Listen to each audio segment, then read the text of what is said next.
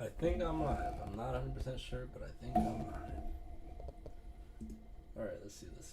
Ignore the first little moments of no content. Because I need to make sure it's working. Okay, that one's working. Now let's go and check Twitch. Because Twitch is the one I'm concerned about. Because it doesn't necessarily mean that it streams on there all the time. Sometimes it just shows a bit of a blank thing there and it doesn't show anything. As of now, actually it does not. It just shows as a most recent video, which is odd since I'm streaming right now and it says I'm live. And I'm really not. And I am. But I'm not. But I am. So I got a curiosity question about that because that makes no sense. Oh, Dragonflight's out.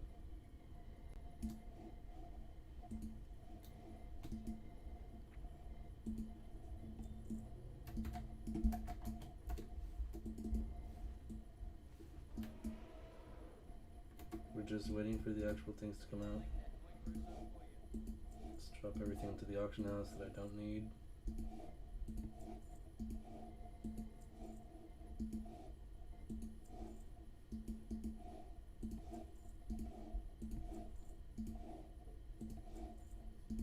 Right, I mean it says it's coming out today, right?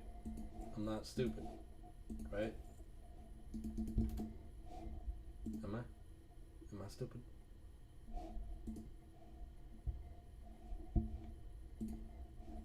I might be stupid. Can't be all that stupid though.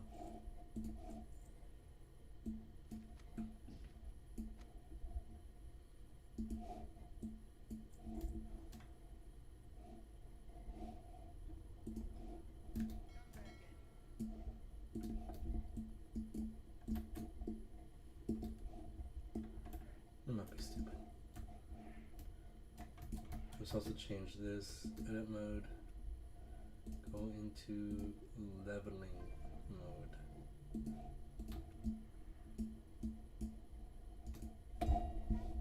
So I can see the XP bar whenever it pops up. Should be out, right?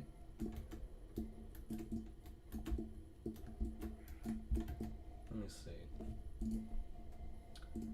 Performing the scheduled maintenance on Friday, October 28th, 7 a.m. PTD, and expect the service to be available approximately again at 8 a.m. It's already 7 a.m. Right?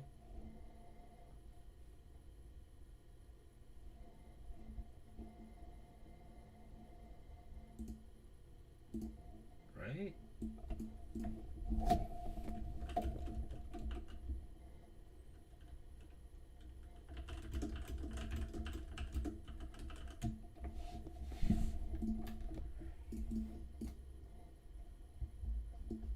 About the fucking patch, right? I think I did. I'm pretty sure I did.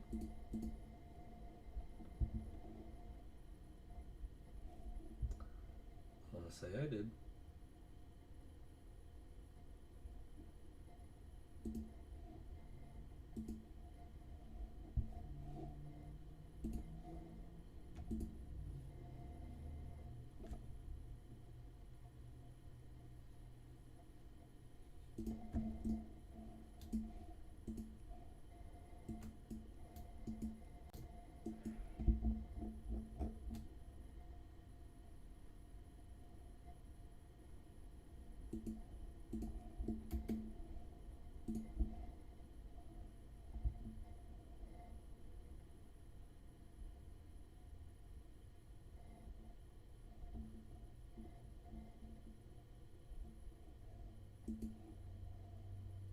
Hold on.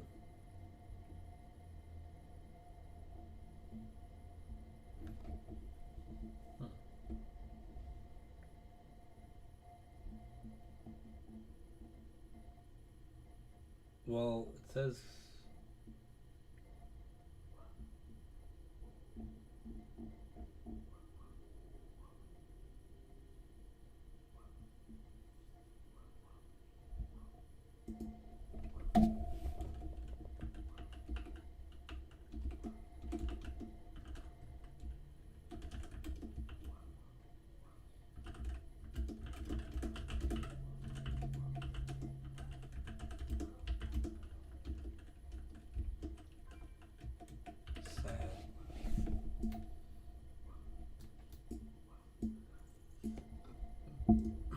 guess we just wait now.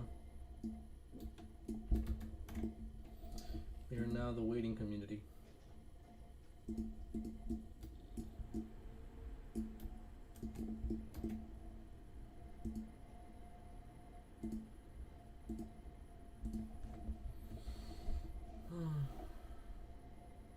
Let's see.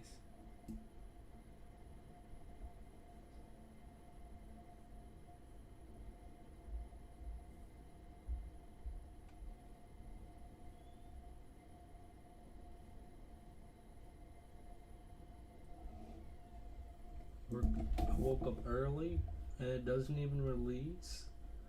Fuck's this bullshit. I wake since 6 a.m. Give me my dragonfly already. Some bullshit.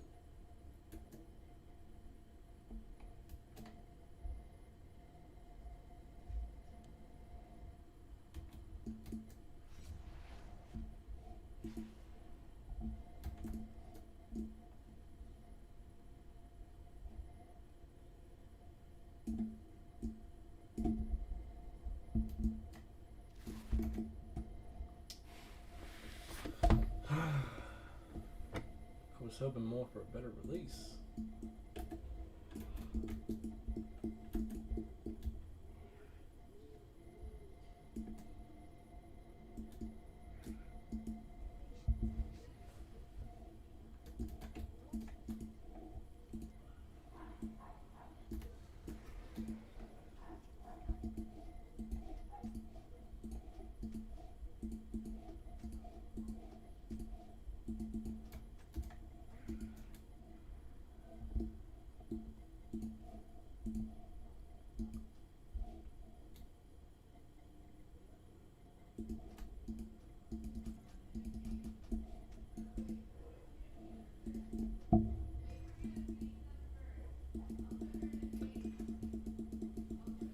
We're literally not waiting now. That's so sad.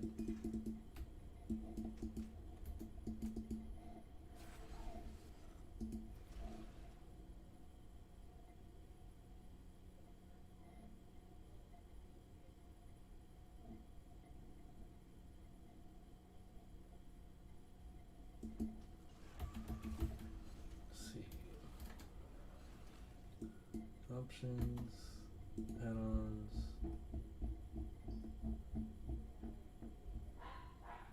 still master for the meantime. Just wait on that.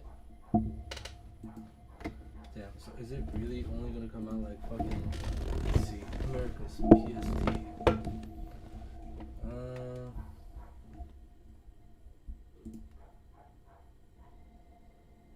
3 p.m. really?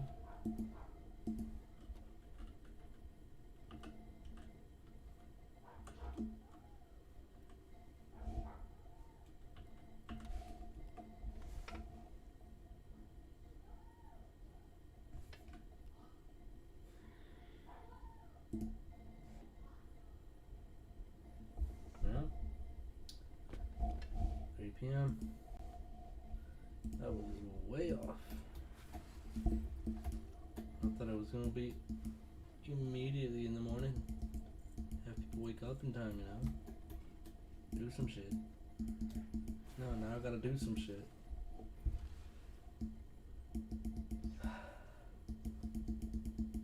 Come on. I wanna play.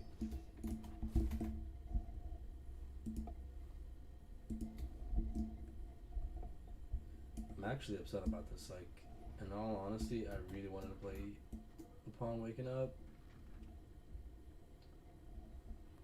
I was like real excited for this, you know.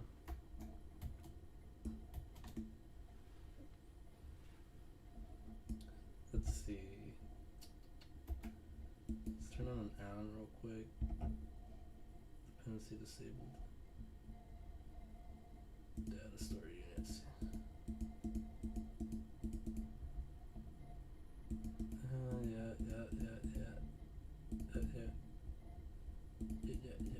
Yeah.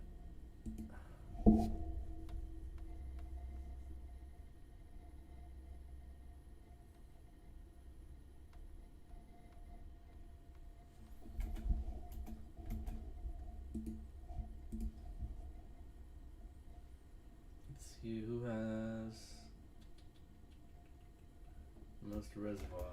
Kill tuna.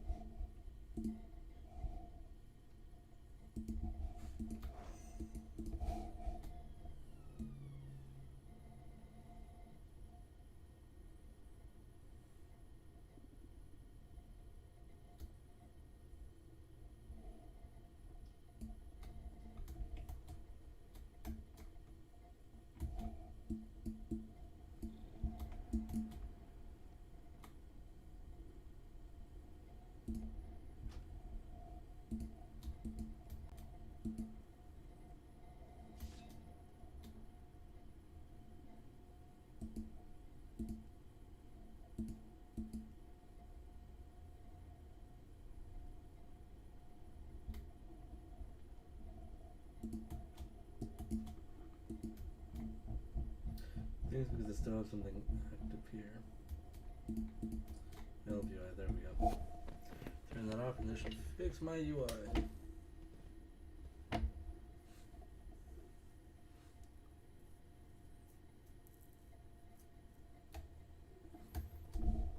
we go.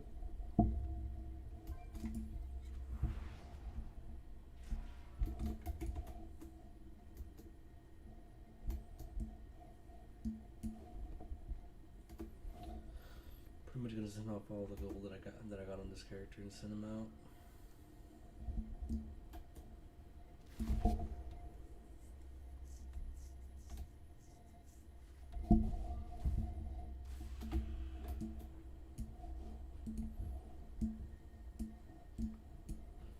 Let's see.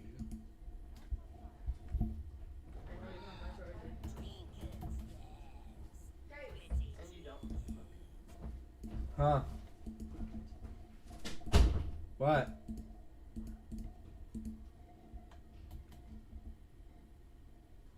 What just happened?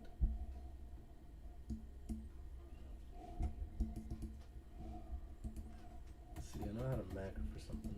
It's to buy. Buy 101.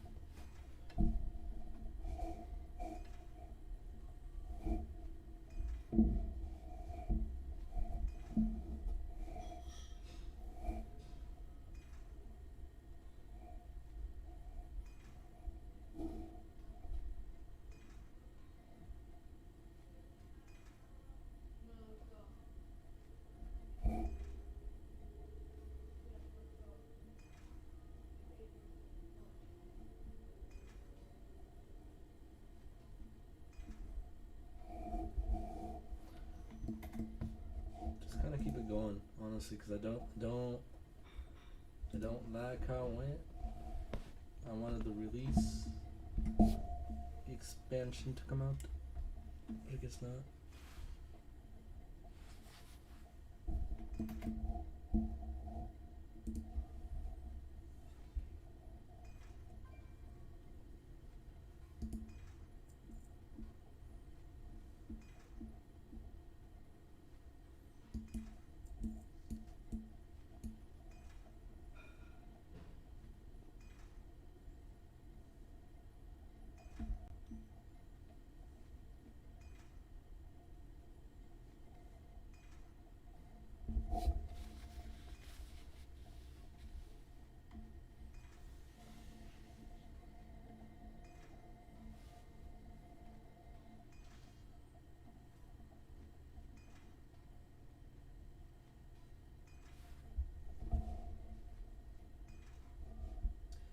Let's see. Just render all this. Because it's junk. And it won't be missed.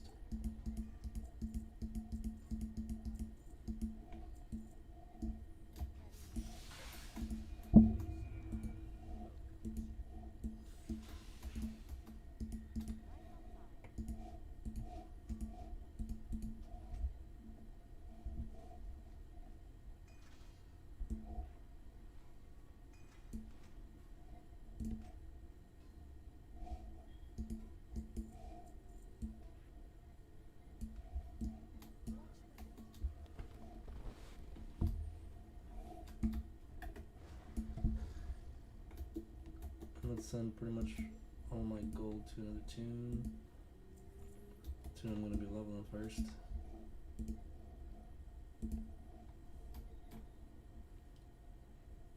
Should I send myself anything else that I need here? No, I think I'm pretty much good. Got my flasks, got it all.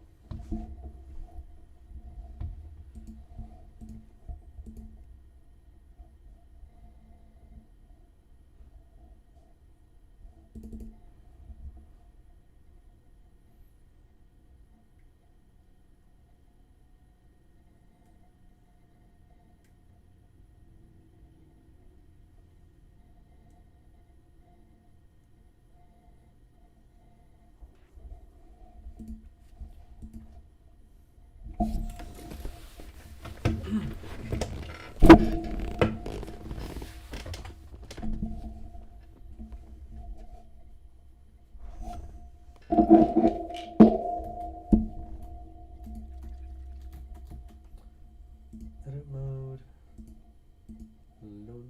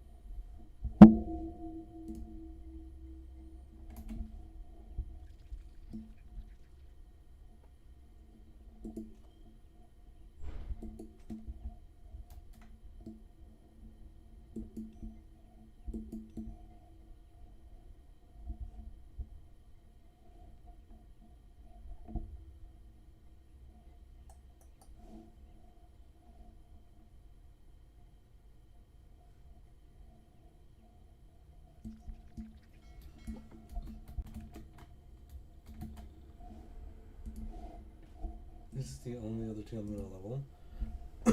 And it's going to be leveling up as a prop.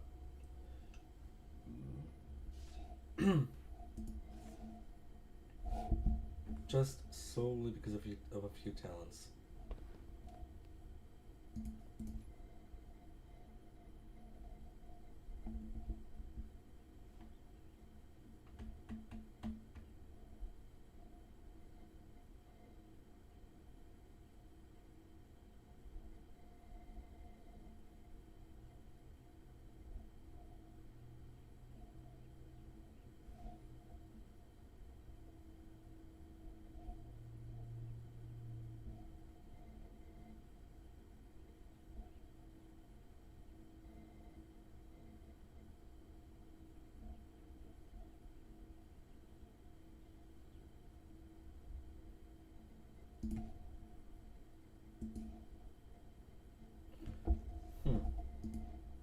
rather just have Avatar in that situation. But when I'm going back to this,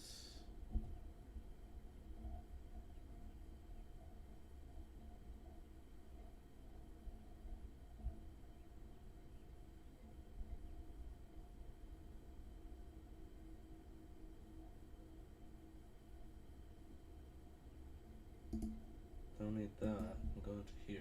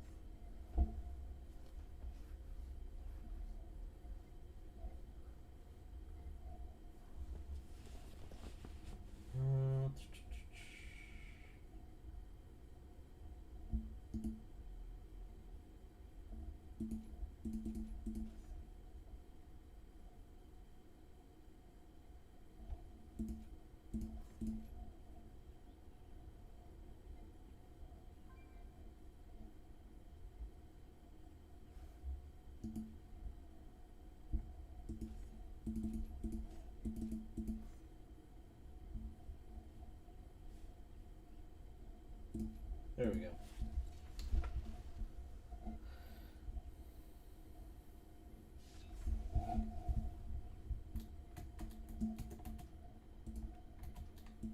Edit mode. Well, it's going to be in the leveling scene, so I'll just do that.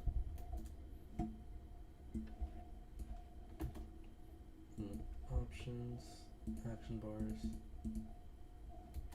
Just keep it this way.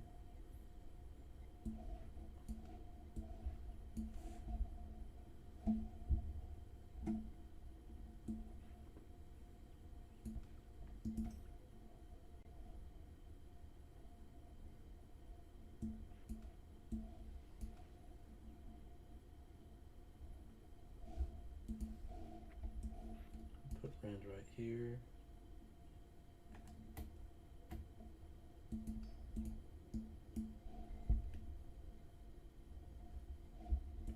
Revenge is going to be on 1.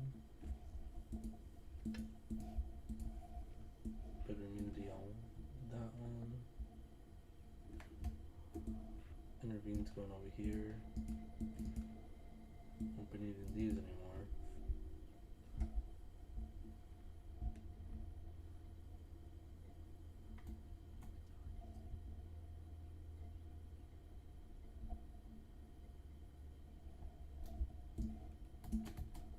Alright. Since I'm also going to be leveling this one, I'm just going to set the limit to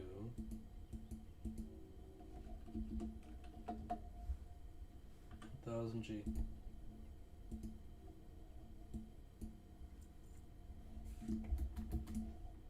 10,000. That should be enough to keep me well over everything I need.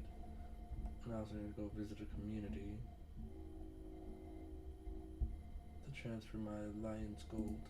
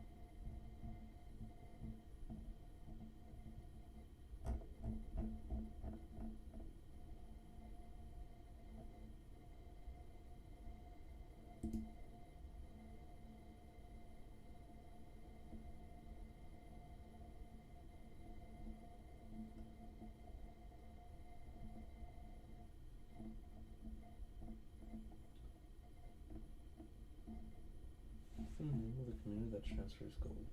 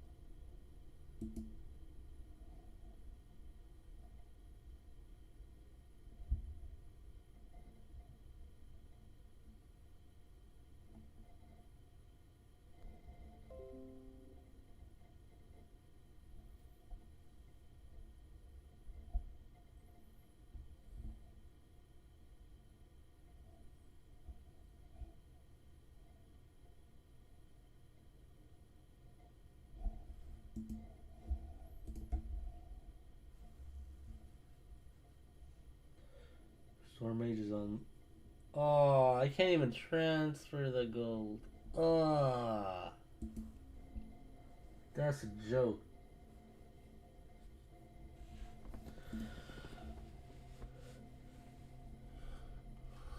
Fuck. Well, that's out of the question. I guess I'm just rocking with whatever I have now.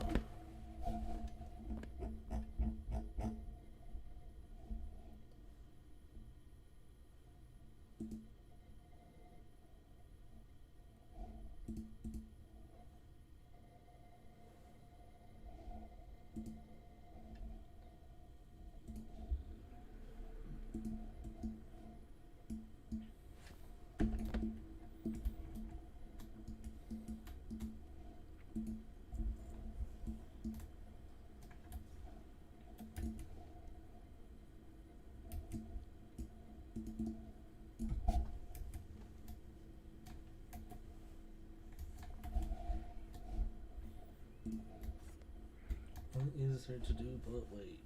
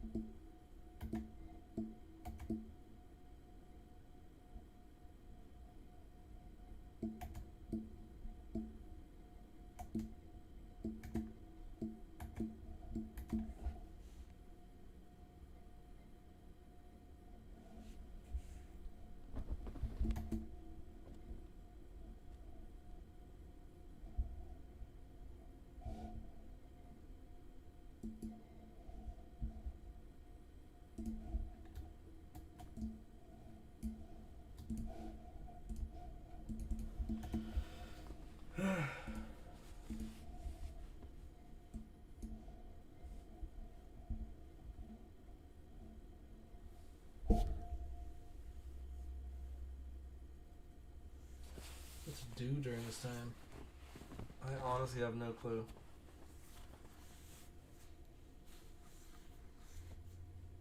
Should we watch something together? Should I work out? What should I do? I got too many hours to go.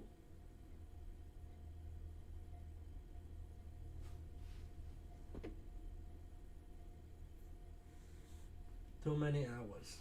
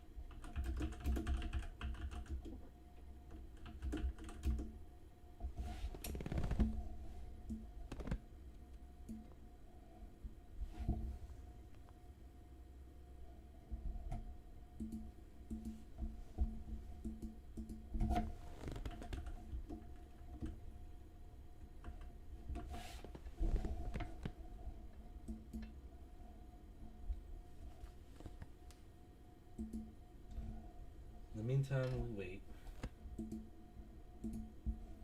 Because I swear, I was waiting for something. I was waiting for something. Fuck this bullshit. I already wanted to play the game. I just wanted to play the game.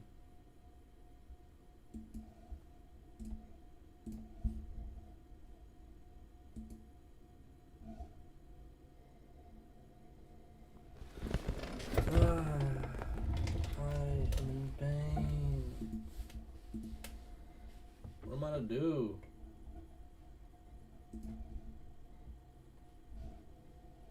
I'm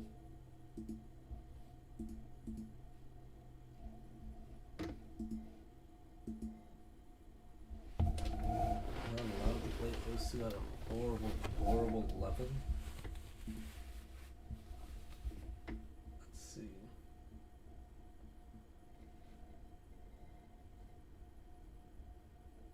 Yeah, I guess we wait.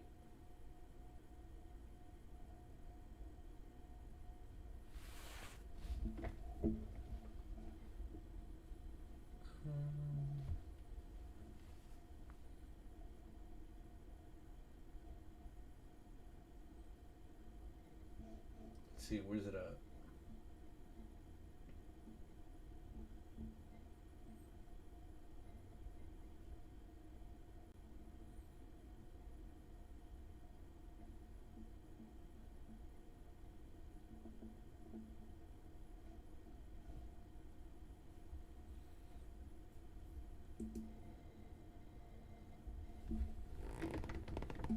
Alright. let's just do something else in the meantime. While we wait, we can watch some videos. Let me see. This is the setup, right? Let me see. Window capture. Come on.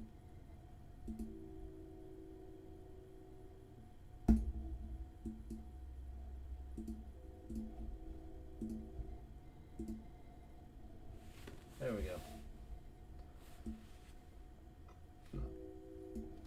Let me shrink myself. Let me put me on top. Put me in, coach. Put me in.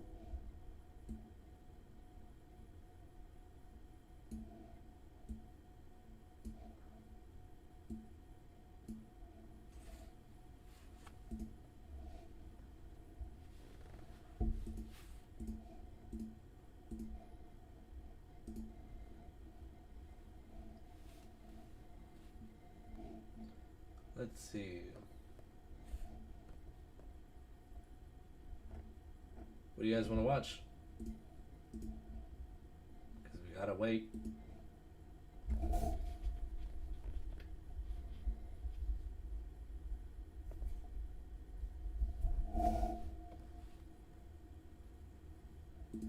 Should we just check out Balor? See what we need to do?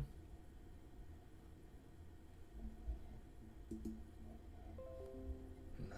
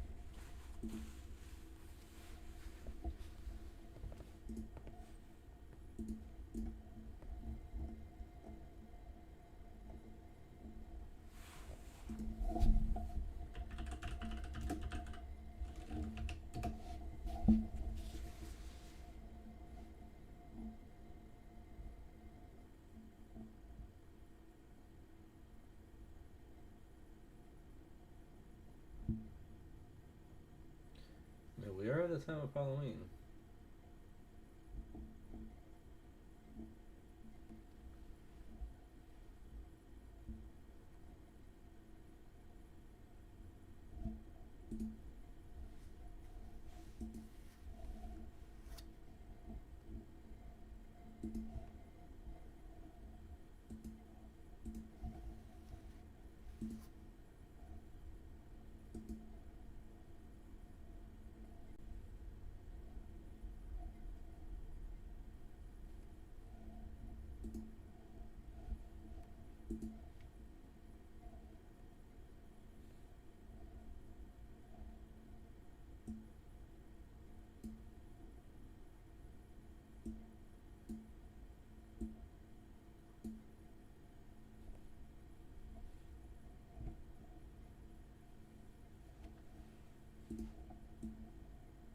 Yeah.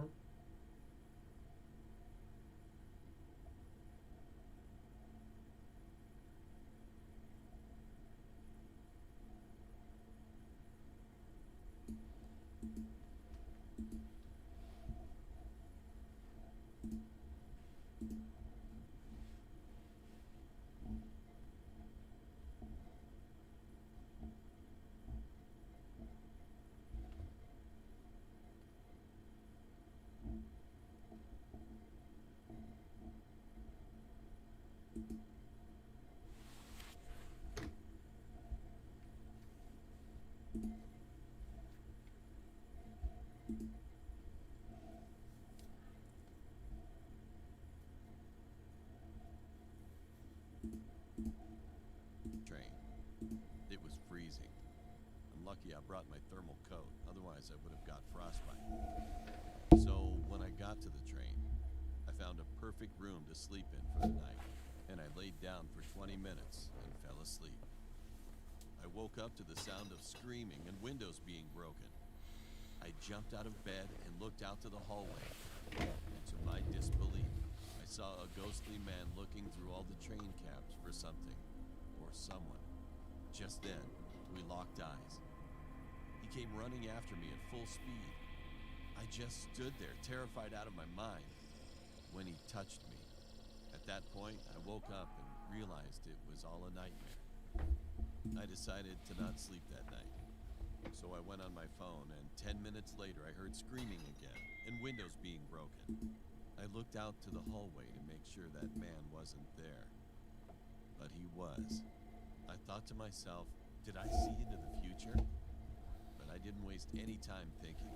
I grabbed all my things and climbed out a broken window. Laggy at all? I called my friends to pick me up and tell them what happened. As I looked back, the man was staring at me. Then he disappeared. Did I just imagine that man, or was it a ghost? But no matter what, I will never forget that man's cold and lifeless face as he stared at me with his creepy smile. A few days ago, I was with my girlfriend and ended up coming home late.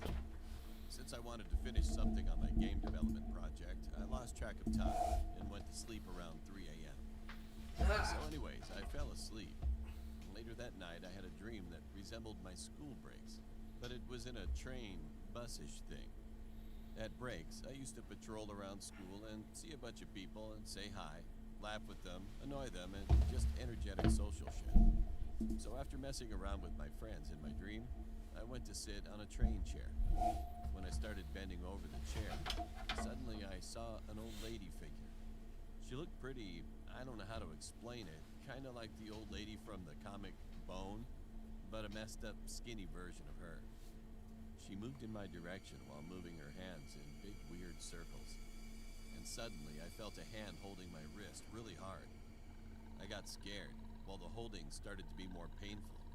Then I realized it was a dream and tried to wake up. I managed to wake up about a minute after. I woke up while my wrist was in heavy pain. I looked at the clock to check the time. It was 8 in the morning, and my eyes were still blurry. I got my phone to check if my girlfriend sent me a message. Nope, only a message from my mom. Since she usually texts me recipes, I decided to check later. I went back to sleep and woke up a few hours later. I opened my phone and checked the message from my mom. Hi, we didn't want to interrupt you this morning. Grandma just died. I was totally shocked. I didn't tell anyone but my girlfriend about it. It's such a weird feeling.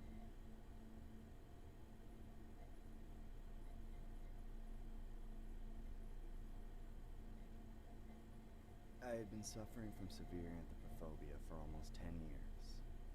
I didn't even remember the last time I stepped out of my room. I just avoided people like I was avoiding shit. My mom used to say my gravestone would read, "Does anybody know me?" So one day, I finally made up my mind to receive hypnotherapy. Searching on the internet, I found a hypnotherapist and visited his house. I didn't know then it was the door to hell. The hypnotherapist welcomed me with a big grin, which looked like he was stretching his mouth side to side rather than smiling. The pupils of his eyes were as dark as the inky blackness itself, and it felt like his eyes were about to suck my soul like a black hole. There were a lot of pictures hung on the wall along the entryway. In the pictures, he was hypnotizing. However, the expressions of those being under hypnosis looked weird. Their mouths were ridiculously wide open, and their eyes were rolled back. I couldn't figure out whether they were laughing or screaming. Above the pictures, it was written, "Once you walk into John's paradise, you can't walk away." John was the name of this hypnotherapist. I was a bit leery of walking into the office and thinking about going back. At that moment, I heard the voice. "Come and lie down on the sofa." That voice made me unconsciously go to the sofa and lie down on it. "Close your eyes. You are going to lose all your strength." As soon as I heard his voice, all my strength faded away in a moment. I just laid there thinking, is this really hypnosis? And I began to get scared. "You see an emerald green sea and hear the sound of seagulls. You feel the warm Not a sunshine big with a believer in pleasant breeze hypnosis, touching honestly. your cheeks. There are beautiful women enjoying a But, beach I mean, party I around guess some you in people all can kinds believe of into it so far that it delicacies. falls into the How do you idea feel? of, like, you know, Immediately with his words, the picturesque scenery of the what is it beach called? appeared right in Remember, front of like, my eyes. hysteria. There's a And it hysteria felt like to I was it, really you know? there. I couldn't help but That's like the smile way and that I stand can in put spite it. of myself. All This of is that paradise. is just kind of hysteria. This time he said. However, the gravity So of this I think beach is hypnosis 50 is times real, greater the kind than of way that that of it the works earth. is using Now your body hysteria is going to be help drawn deep into the fall ground by into, the like, that massive kind of gravity. idea in theory, you Yeah. know? It felt like my whole body was being trampled by a giant rock. Somebody help me! I struggled to get out, but my body didn't move at all. Let me out, you bastard son of Satan! I cursed Jesus. frantically in terror. A little later, it became like even my mouth and tongue were completely restrained by the gravity. I could barely utter a groan. Then, he whispered in my ear. Want me to make it heavier? Or will you just shut up? I got quiet quick. From now on, you just do as you're ordered. You understand? Welcome to John's paradise.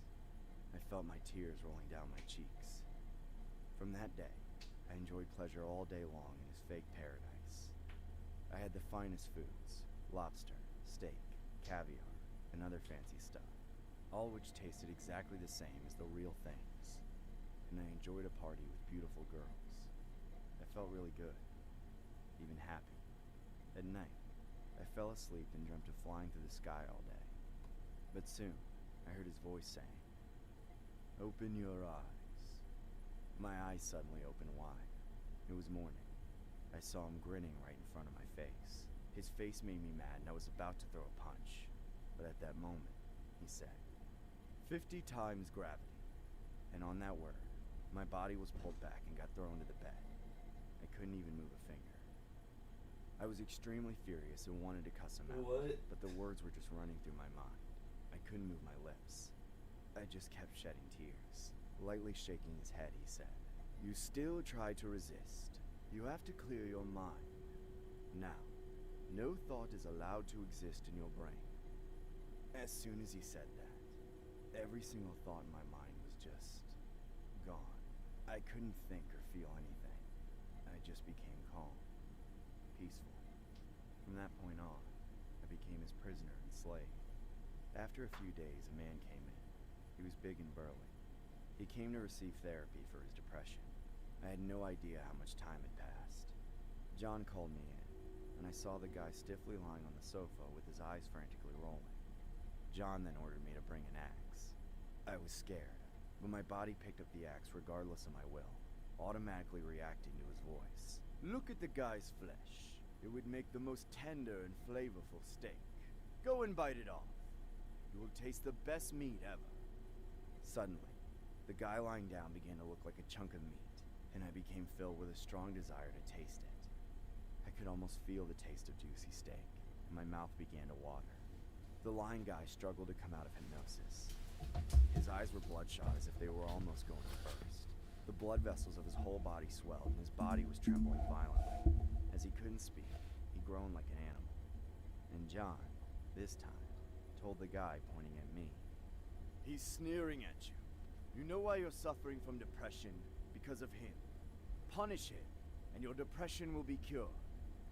Then, the guy stood up and immediately rushed at God me. damn. He threw a punch at me and his fist broke my facial bone and teeth. If I was who I used to be, I would have ran away or given in to him right away, not fighting against him.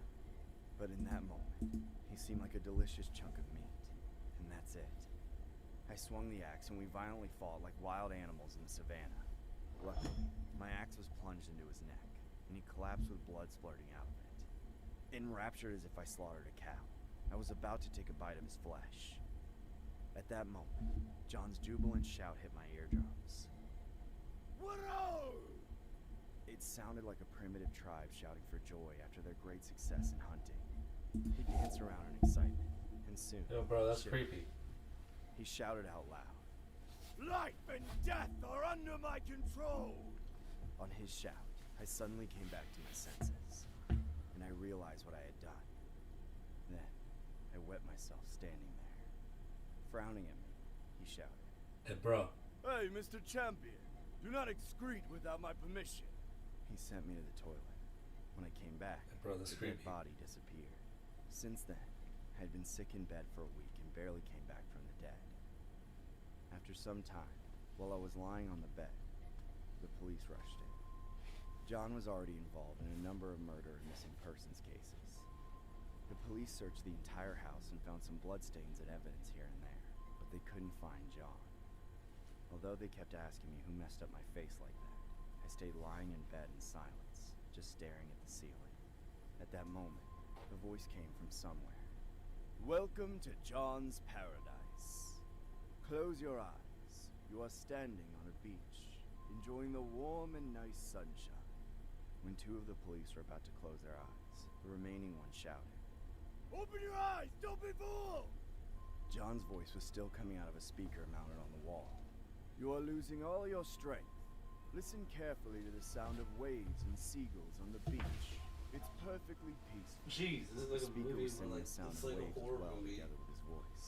Finally, with their eyes half closed and legs turning to jelly, they began to stagger wobbly from side to side. Open your fucking eyes! This is not a beach! Son of a bitch! They kept swearing. John's voice from the speaker continued. This is the paradise. Clear your mind for just this moment. Lie on the beach and get some sweet rest. His slow and gentle voice made them lie on the floor one by one. A few minutes later, all of them lay around on the floor, with smiles on their faces. Their faces and postures looked absolutely relaxed. At that moment, I heard the sound of trampling feet. Stepping towards them, John said, "Now all of you are under deep hypnosis. What you have to do is only to obey my orders. All right? Open your eyes. You have water guns in your hands. Now, it's time to have some fun with your friends." Then, they picked up their handguns with naive smiles. John said, "On the count of 3, you will shoot each other with your water guns. It will be so much fun. 3, 2, 1. BAM! With his shout, they shot their guns at each other and their blood splattered everywhere, and they all collapsed. I trembled with fear and began to lose my breath.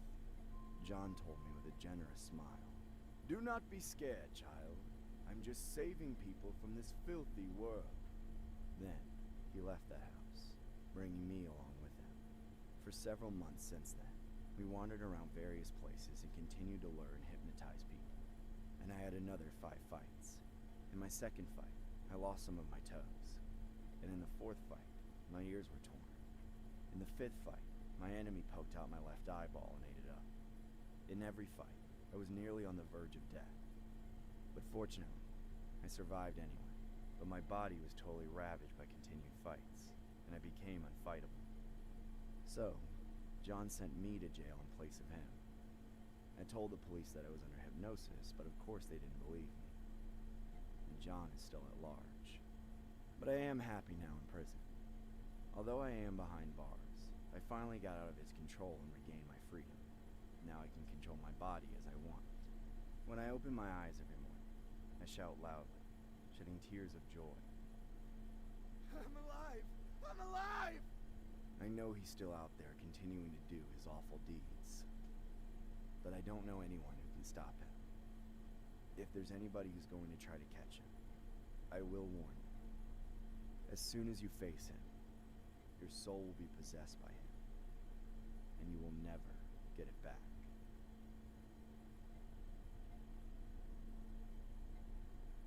My name is Leah. Before telling That's you this freaky, story, I should man. tell you that it is not mine, but that of a girl named Mary. Mary had a friend named Jane who was also her roommate in college. It was exam week, but Mary received a text from her crush inviting her to a party with him. Mary was excited. She asked Jane if she could go with her, but she said that she couldn't because she had to study. Mary tried to convince Jane by saying that she could wake up early and study then, but Jane insisted on studying late at night, so Mary left alone. When Mary got to the party, she ran into a few friends who convinced her to stay the night at their place. She agreed, but she said that she had to go back to her room to get the keys that she forgot. When she got back to her room, she noticed that the door was already open. When I heard that, I wondered why Mary didn't have any red flags going off, especially since she thought that her roommate was asleep. Anyway, she quickly walked into the dark room, grabbed her keys, and left without turning the lights on. The next morning, when Mary finally got home, she opened the door to find Jane dead at her desk. Written on the wall, in Jane's blood, was written, "Aren't you glad you didn't turn on the lights?" Our old house was in a corner lot, and in lieu of a backyard, we had a side yard with a small deck that wrapped around back. The dining room had patio doors that led out to the back, and we would have barbecues and other such things back there.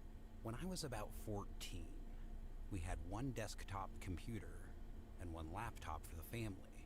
My brother and I would fight over the desktop. That's where we had Diablo 2 installed. So I would use the laptop to write music. On one particular night, my brother had a friend over and they were downstairs doing whatever, and I was at the dining room table on the laptop. As I was wrapping up my writing, I didn't pay much attention to my surroundings. Suddenly, I heard a knock on the patio door, which startled me. I looked up, expecting it to be my brother or his friend. The basement door had a door that led to the back deck as well. Standing at the door and waving was a person. I couldn't tell what sex or age they were, and they were wearing a Halloween pig mask. Still under the impression that it was my brother or his friend, I mouthed, "Good one," and gave the person the finger, and they walked away. As soon as they left, I went downstairs to give my brother and his friend a hard time, and to my surprise and dismay, they were both sitting on the couch playing PlayStation. They swore up and down it wasn't either one of them, and there was no way one of them would have had the time to get back downstairs and unmask before getting on the couch. To this day, I have no idea who it was that knocked and waved. I have been killing my wife every night and burying her far from my house, but it's crazy. She wakes up next to me every morning asking, "Did you sleep well?" or "Good morning, love." This has been going on for 2 days, and I'm really confused and scared. She does everything like she used to do. The house chores, watches TV, makes dinner. I'm going crazy, and I can't approach someone about it since it's me who was killing my wife. I'm gonna try and kill her again. I will kill her. Again, I killed her and buried her in my own yard, since she comes back when I bury her far away. I thought maybe she won't return if I bury her near. The next morning, I woke up and saw no one beside me. Finally, she's gone. Oh lord. Let's just switch from animated to... I know there's a lot of horror stories like with nightmares and all that.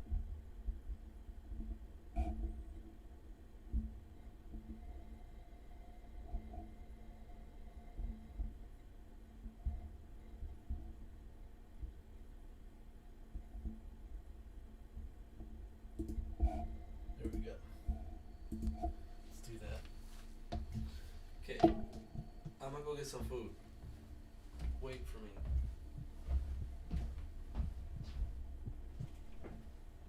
This happened last October, close to Halloween.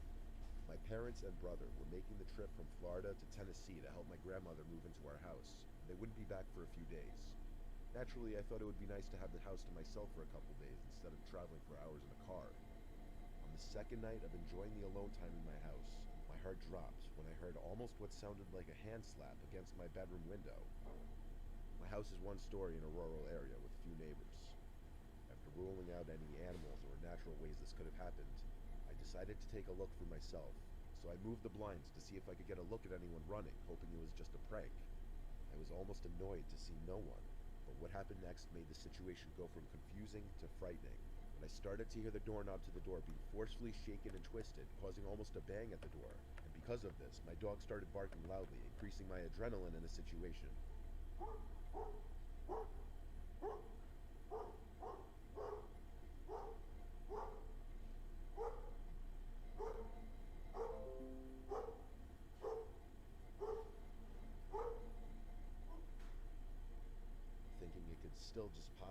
prank by one of my few friends that knew I was alone, I began recording a video on Snapchat to send to my friends so that I could maybe confirm it was one of them.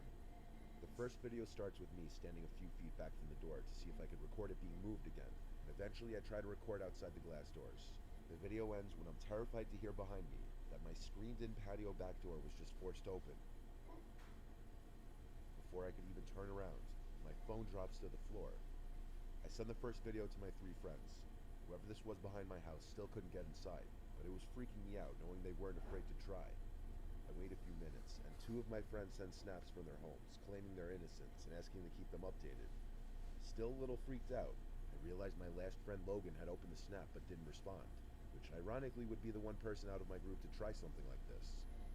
Feeling more confident it was Logan, I decided to start a new video with flash on, and try to take a look from the backyard if there was anyone in the open grass yard.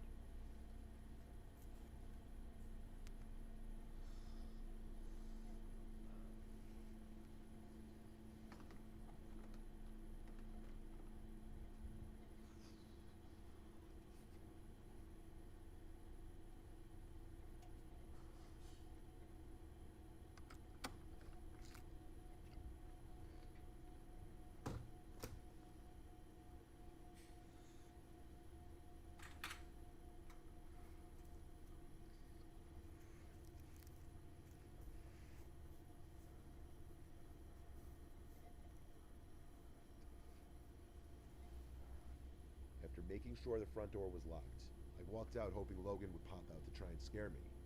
I checked behind some bushes and scrap wood on the side of my house, but instead I was greeted with just darkness and quiet. Only after 15 seconds of walking outside, I was immediately uncomfortable with the situation I was putting myself in. My fears got the better of me, and I decided to just go back inside. I stopped the video and returned to my living room.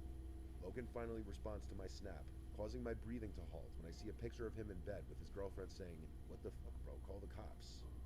I immediately call 911 and make sure no windows or doors could be unlocked. I was advised to keep all doors locked and to call back if I hear any more forceful entry noises. It was only days later that I would re-watch the saved videos to find a creepy black figure watching me behind my tool shed while I searched behind the scrap wood and bushes, almost looking like they were deciding to attack me or not.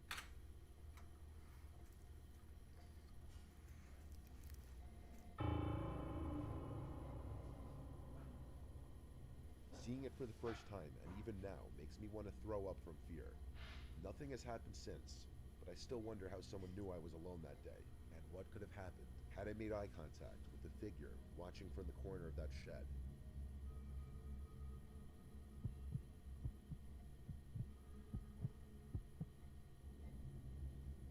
I'm a 17-year-old boy living in a small neighborhood in the Midwest of the United States.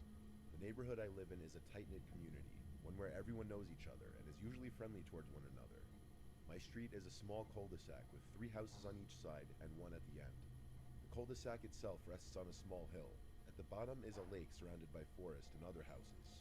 It's not a very dense forest, but it's far away from any densely populated city, and it gets very quiet at night, with the exception of some dogs barking, a late-night driver, and on rare occurrences, you can hear a coyote in the distance.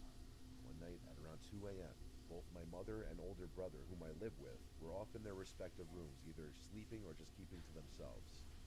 I too was about to go to sleep, and at the time was just resting and watching a YouTube video in bed. A few videos in, I heard a strange sound coming from across my room. It was a sort of soft thud, as if someone had lightly tapped the wall across from my bed. I wasn't alarmed when I first heard it, figuring it was my cat Spot coming to sleep at the foot of my bed. I sat up to see what he was doing, but he was nowhere to be found. In fact, there was nothing in my room that was out of place or that could even make such a noise. However, I didn't hear the noise again, so I went back to YouTube, and after a while, completely forgot that it even happened. That was until I heard another noise. But unfortunately for me, this noise was not a quiet thud or tapping sound. It was much more unsettling. Coming from outside, in the direction of the lake, I heard loud screeching sounds. I thought it might have been some kind of animal, but it sounded eerily similar to a child. Is it not showing? Maybe even screaming. I opened my window to get a better listen to what I was hearing, and took a recording to show my friend. By this point, I was starting to get a bit freaked out, so I went to my brother's room to see if he heard it too. I was hoping that maybe it was all in my head, and that I was just tired. No, he heard it too. The friend I sent the recording to agreed it was creepy. It sounded like either an animal in pain or a crying kid. The more I thought about it, the creepier it became. If it was an animal in pain, why haven't I ever heard a sound even remotely similar to this in the many years I've lived in this house?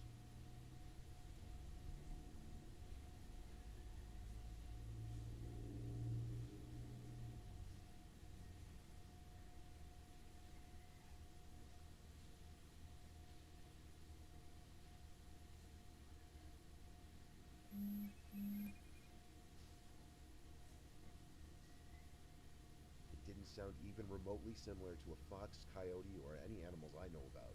And this forest isn't big enough for an animal much bigger than that. If it was a child, why was it alone, screaming and crying in the woods in the middle of the night? Then there was that thud that I heard from earlier that night. Is that somehow connected, or is it simply a coincidence that I heard two creepy sounds in the matter of minutes? I haven't heard any kind of noises like that since. By that I am glad. But to this day, it still creeps me out that none of us could truly figure out what could have created those sounds.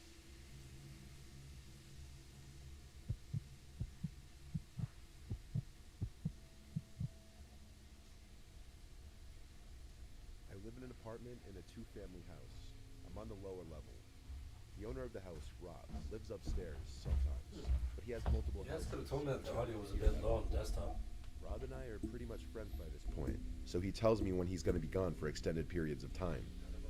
During the time of this story, Rob had told me he'd be gone for 2 weeks out of state.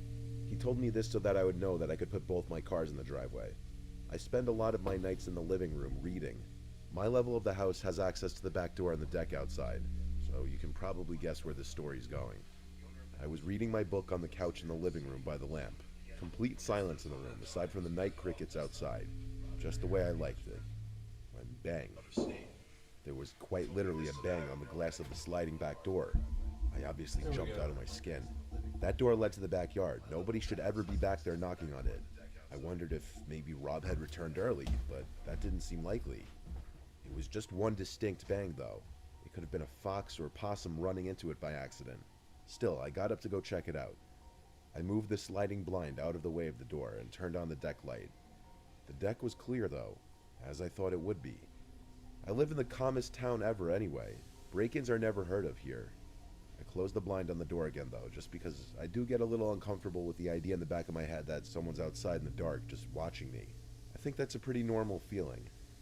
A while passed because I finished a whole nother chapter in my book when it happened again. This time, though, it wasn't just a singular bang. It was a bunch of deliberate knocks or bangs on the glass. It had to be a person. It went on for a bit, so I turned off the lamp, and this is where I picked up my phone and started recording.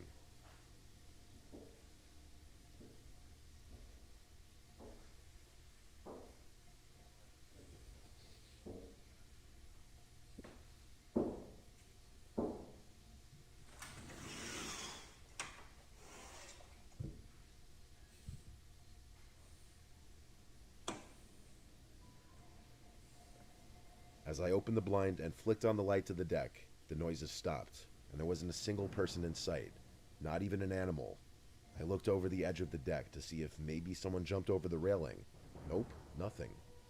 I didn't stay outside for long. I couldn't lock that door quick enough when I went back inside. By this point, I just went to my bedroom and shut the door and laid in my bed. I didn't know what the hell I had just witnessed outside, how there could be knocks at the door 1 second, then nobody there the next second. I was calling it a night. I wasn't planning on leaving my room again after that. I browsed Instagram and YouTube for a while on my phone, then turned it off and tried to go to sleep. Silence for the longest time. And then right at the foot of my bed, there was a noise. The sound of someone exhaling. I screamed and dove for the light switch, and when the light turned on, my room was empty. I stood paralyzed, breathing heavily for a moment, trying to comprehend what just happened. I searched under the bed and the closet, but there wasn't a soul in my room. I know what I heard, though. It wasn't in my head, just like the door wasn't in my head. I slept in the living room after that, though I didn't feel much safer in there, fearing I'd hear bangs at the back door again. It was a relatively sleepless night for me. Rob told me he's never experienced anything like this, and he couldn't think of anyone who might have wanted to target him for anything. I never had believed in anything paranormal until that night. I haven't had any experiences that intense ever since, though.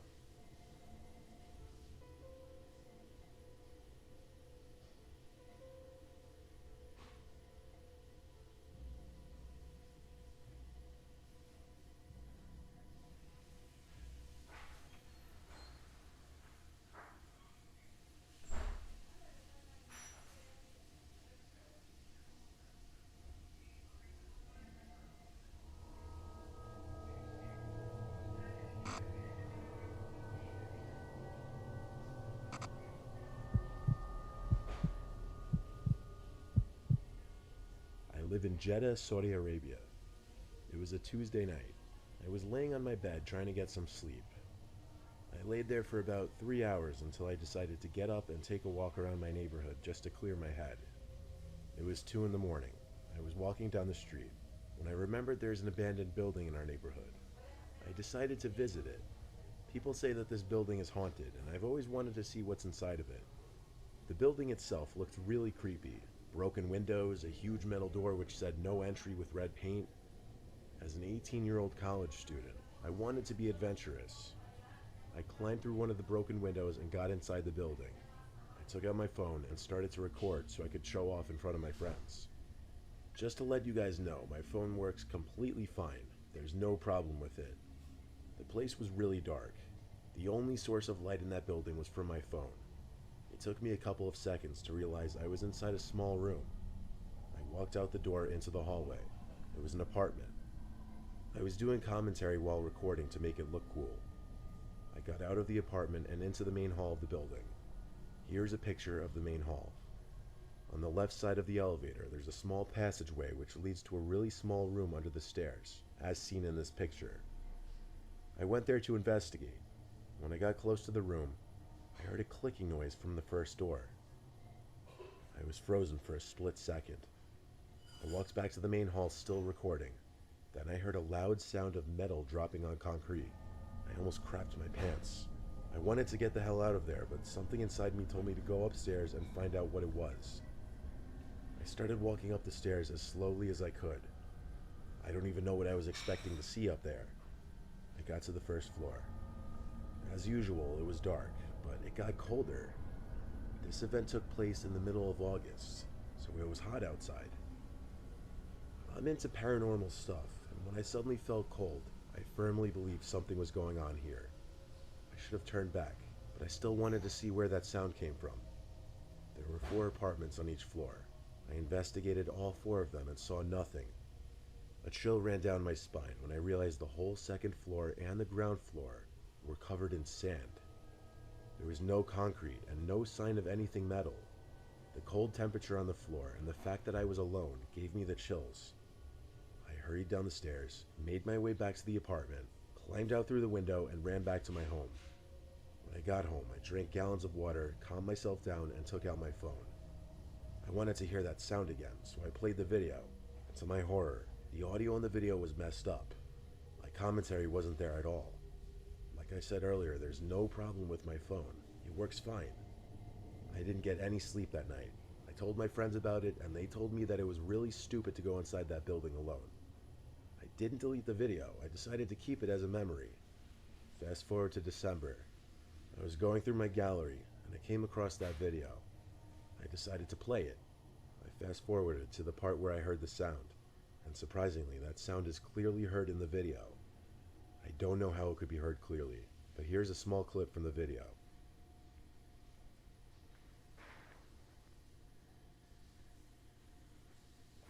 I got goosebumps and closed my phone. I promised myself not to go near that building ever again.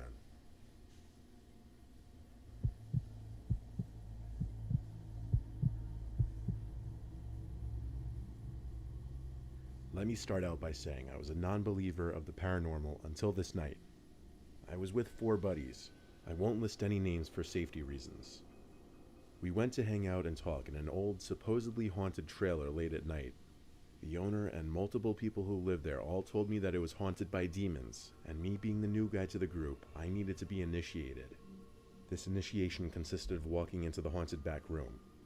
I did as they said after they convinced me, and walked in and then quickly ran out. My friends thought it was hilarious and went to prove to me that it was all not real. I went behind them to record them and see if we could get any proof of the demon. My friend went to open the closet, and that's when I got spooked by a loud audible crash in the closet and ran away. My friend thought it was hilarious, and after more convincing, dragged me back inside the house to record him. My buddy and I got outside of the trailer to rewatch our footage, and what we caught scared me beyond belief. Dude, I just heard shit in the closet. Yo, bro. Oh, fuck! Hey.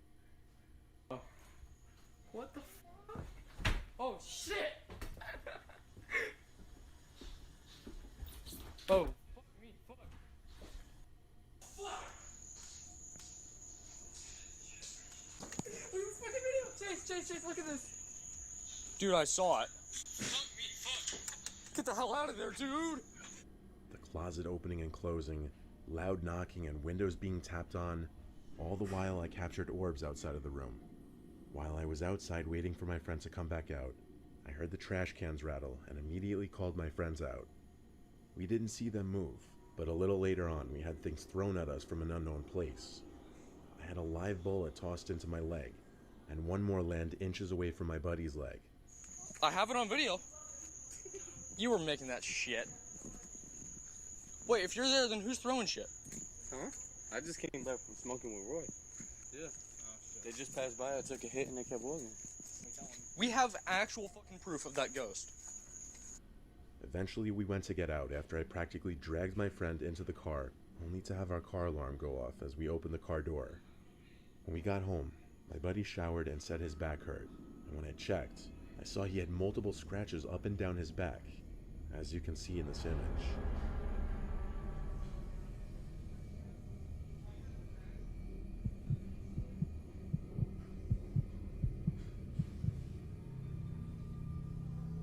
It was a normal evening.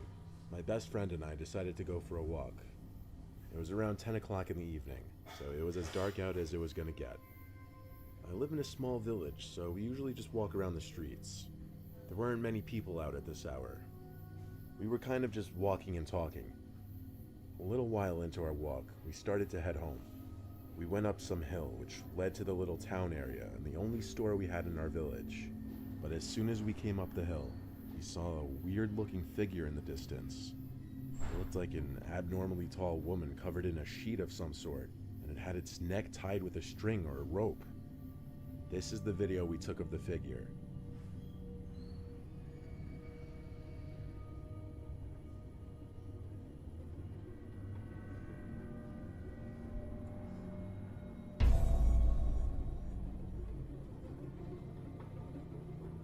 Honestly, it reminded us of the movie The Nun. It was really hard to see since it was totally dark and the street lights weren't exactly the brightest. It was moving very slowly, and it was waddling left and right like it was drunk or injured or something. We couldn't figure out if it was walking our way or not because it was moving so slowly. It was a really disturbing sight at that moment, at that hour of the night. After half a minute of standing there, we realized it was walking towards us. We ran as fast as we could when we realized it didn't even have a visible face or just anything to take note of specifically. We walked around to go home, hoping we wouldn't see her again, but we thought we would, because if we calculated it right, we would meet again on one intersecting street, but luckily we didn't. The next day I told my friend about what happened, and she told me she also saw her, or it, while she was driving with her sister past the bar, which is on the street we thought we would see her again. She moved slower than us, and I really don't know how we missed her, but luckily we did. My friend described the figure just as horrifically as it appeared from the distance to us that night, and since that night, we never saw her again. Back.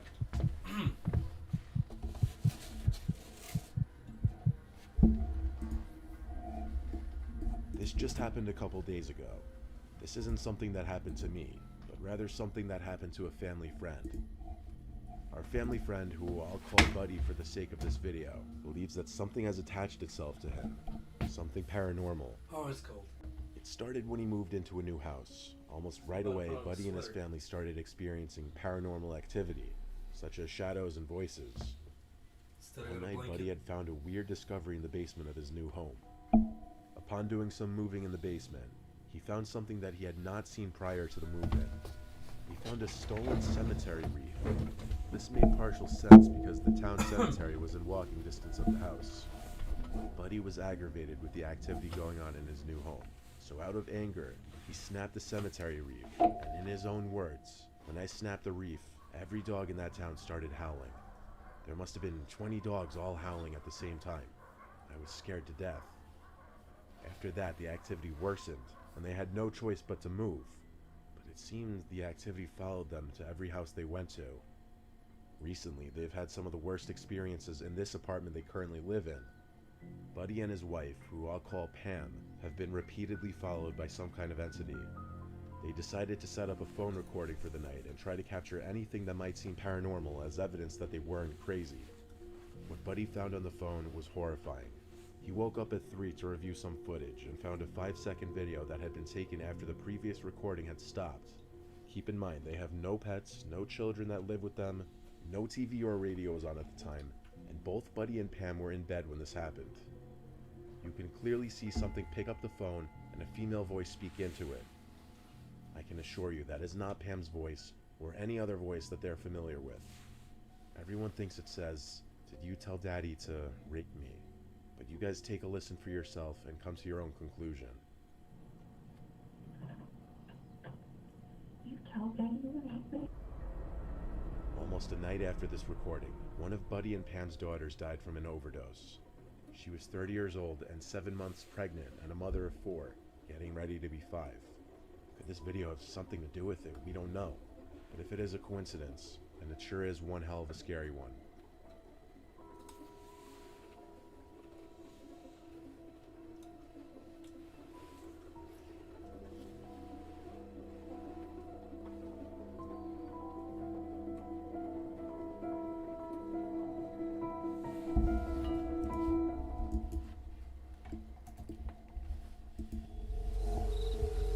That would be a scary coincidence.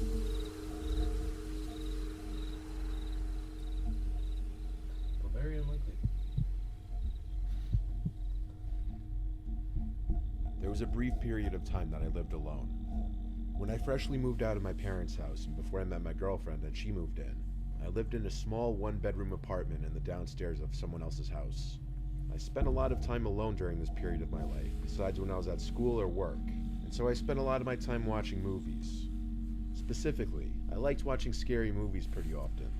Even as an at the time 21-year-old guy, I still would be a little spooked trying to sleep after watching a scary movie, especially living alone in that apartment, and every time I did, I would look around the room.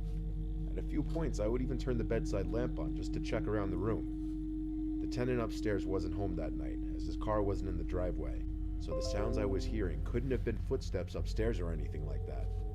My nerves were really starting to set in at one point because I just kept hearing noises, and to be honest, I couldn't tell from where in the house they were coming from. I got up to head over to the door of the bedroom and opened it. Outside of my bedroom was a very narrow hallway, which had a door to the bathroom, and then at the end of the hallway opened up to the living room. At the end of this hallway, though, like a scene right out of the movie I had watched not even an hour earlier, there was someone standing at the far end of the hallway right by the kitchen. The moonlight from outside coming into the bedroom windows and the windows in the living room was enough to see her, this woman looking right back at me. She started to walk backwards while still facing me. I didn't care though. I still screamed and backed into my room before slamming the door shut and locking it. She didn't come running over and pounding on the door or anything like that. Instead, I heard running up the half flight of stairs to the exit of my apartment, and then the door slammed shut. I was frozen in shock for at least 10 minutes before I felt okay to take my phone and leave the bedroom to check the apartment. It didn't take long. It was a small apartment with not many hiding places. It was empty. I rushed to lock the door, wondering who that could have been and how they got in. I didn't call the police. I couldn't tell you why. But the next day, I called the landlord and told him about it. He made a phone call to the upstairs tenant, and what I learned shocked me. The woman that broke into my apartment was an ex-lover of the man who lived upstairs, a crazy one at that, and after finding his address somehow, she broke into the wrong part of the house, my apartment. The upstairs tenant came down to my door and apologized to me that following day, but I never got much detail from him or the landlord. I still wonder what that woman was planning on doing to him.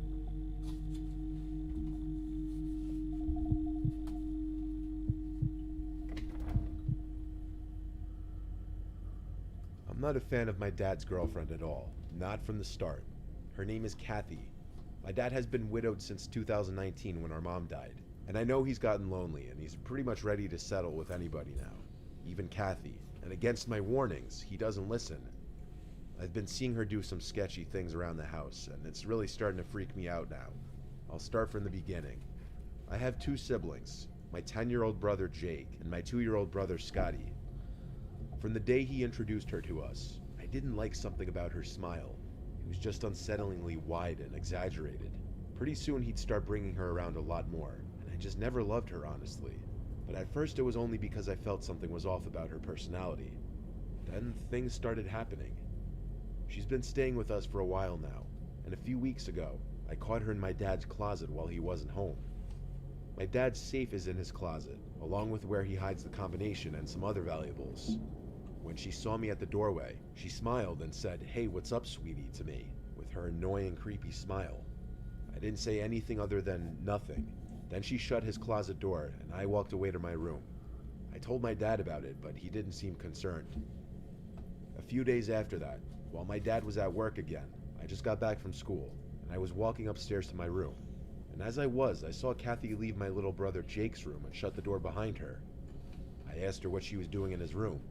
She smiled and said, "I was just opening the window, it's hot in the house." I didn't answer and walked up to my room.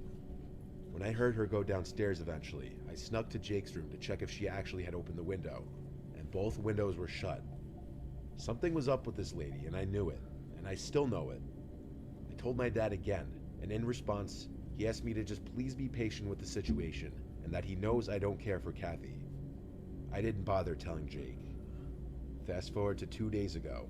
Jake, my dad, and I were all not home, and Kathy was babysitting Scotty. I came home unannounced, but I wanted to be secretive about it, because I wanted to see if I could catch her doing anything again. I snuck into the house and went to my room quietly. Eventually, from the kitchen downstairs, I started to hear Scotty crying. Not regular crying, like a very distressed kind of crying, and I heard Kathy screaming at the top of her lungs to shut the F up. It was the first time I heard her raise her voice, and I believe it was the first time I was hearing her true colors come out. I ran downstairs to yell at her to leave my brother alone.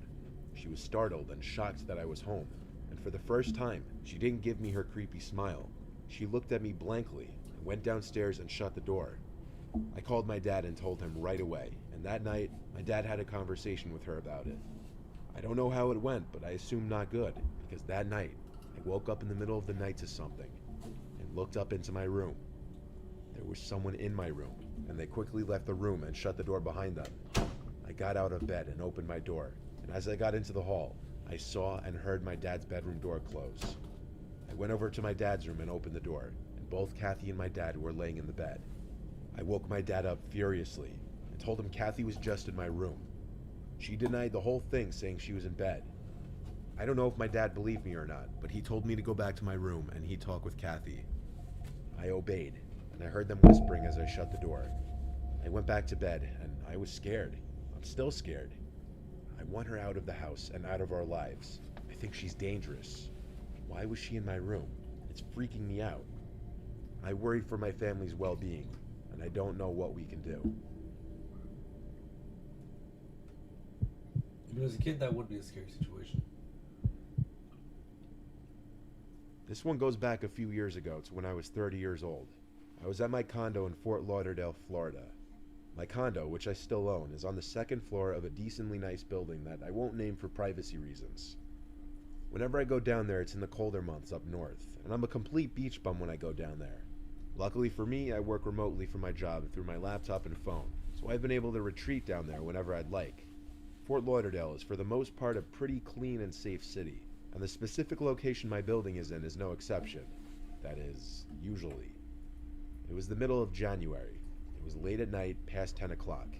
I was out on my balcony with my feet over the railing, on my laptop, when all of a sudden I heard from down below on the ground someone yelling something. They were yelling, "Yo," and "Hey you."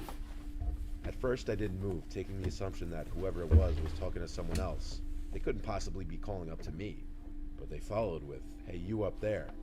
And my heart skipped a beat, because now I knew they were talking to me, and my main question was, why? I set my laptop down on the chair and looked over the railing down to the ground below. There was a guy in front of a car in the parking lot, looking up at me, and he said, "Yeah, you." I asked, "What's up?" He told me to come down there so he could show me something cool.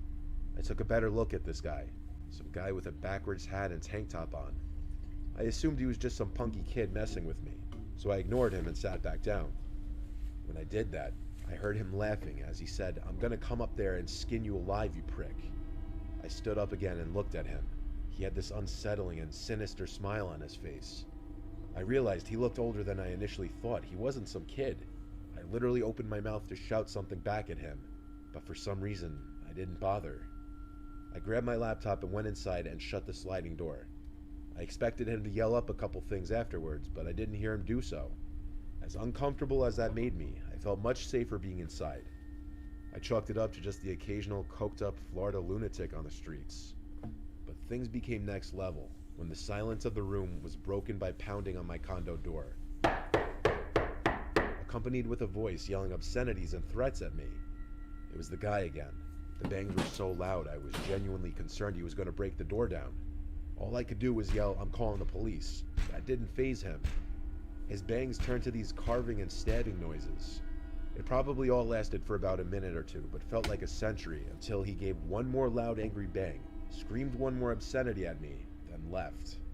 I knew because I checked through the peephole. I called the police after the ordeal just to show them and report it to them. On the other side of the door, there were several stab marks in it, confirming I did hear him stabbing at it and confirming this man had a knife. I prayed nobody was harmed that night. I doubt he knew me. I think he was just a really drugged out crazy person looking to hurt someone.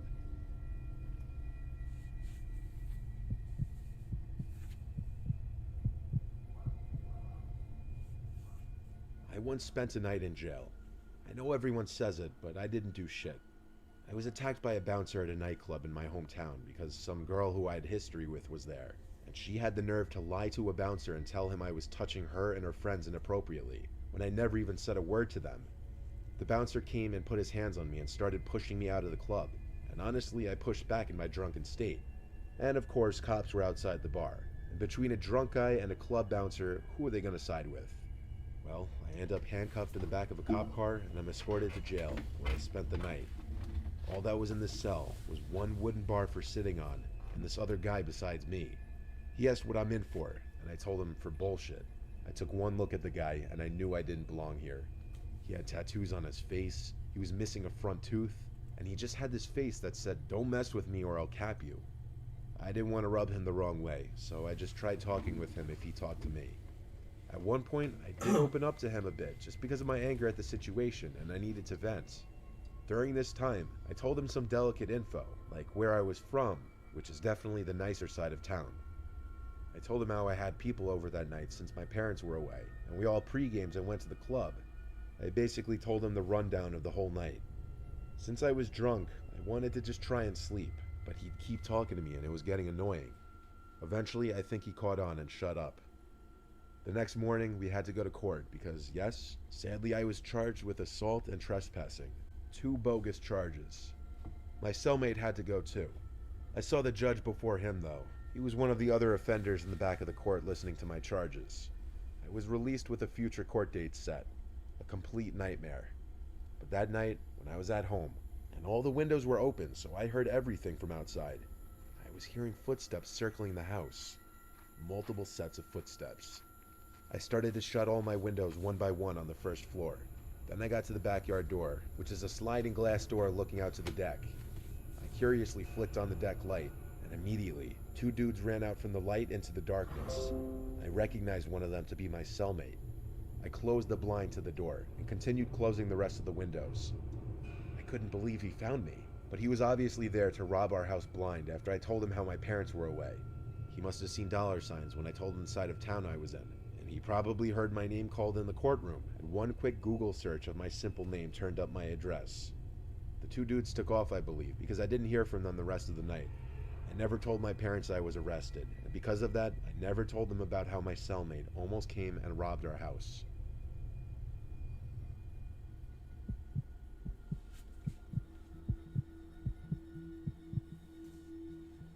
This is something that just happened to me, and I don't know how to feel about it other than freaked out. I'm not a spiritual person at all. I've been on and off seeing this guy named Spencer. I met him through a coworker one night when we were out together at a bar. We hit it off.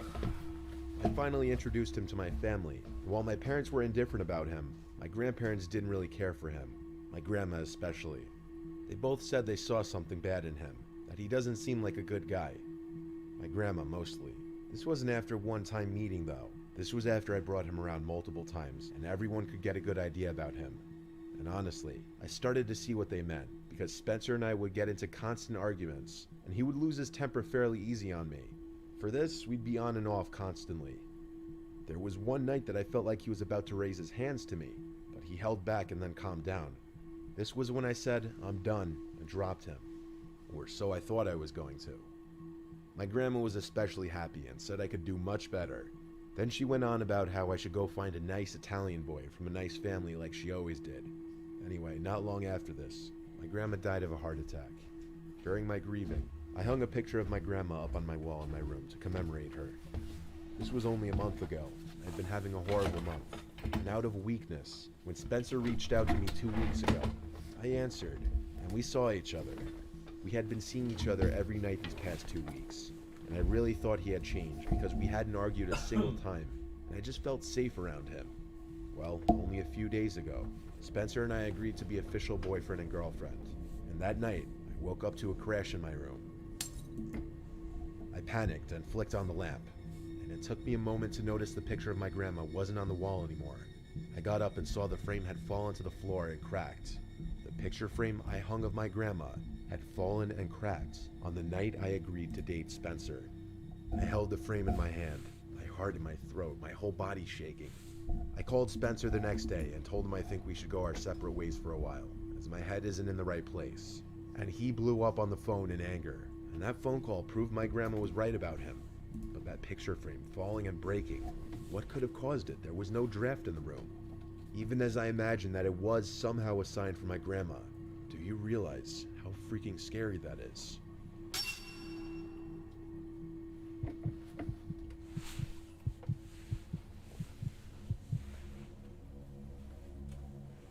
I took my Jeep on a road trip to Colorado to do some off-roading in the wilderness.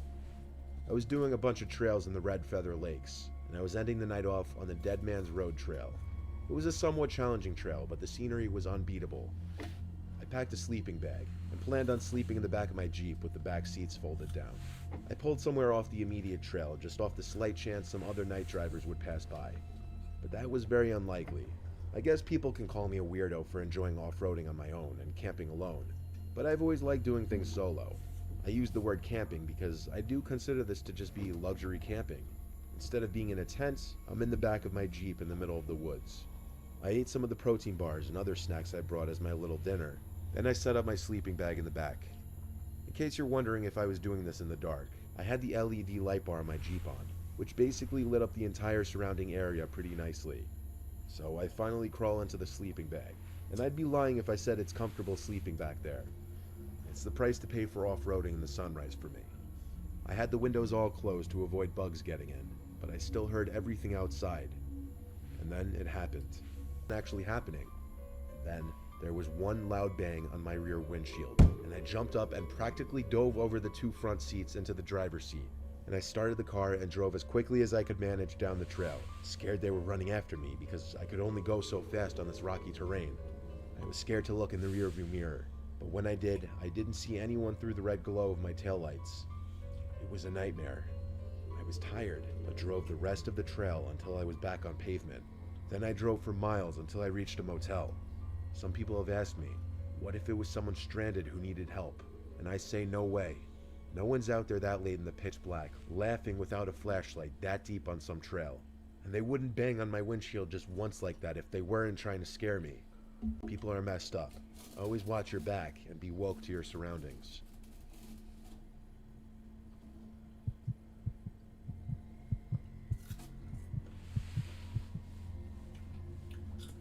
This is one of the few unexplainable events I've experienced in my life. I was home upstairs in my room, writing my paper for my history class. As far as I knew, I was home alone, but apparently I was mistaken, because my mom's voice called out from downstairs, yelling my name. I called back, "What?"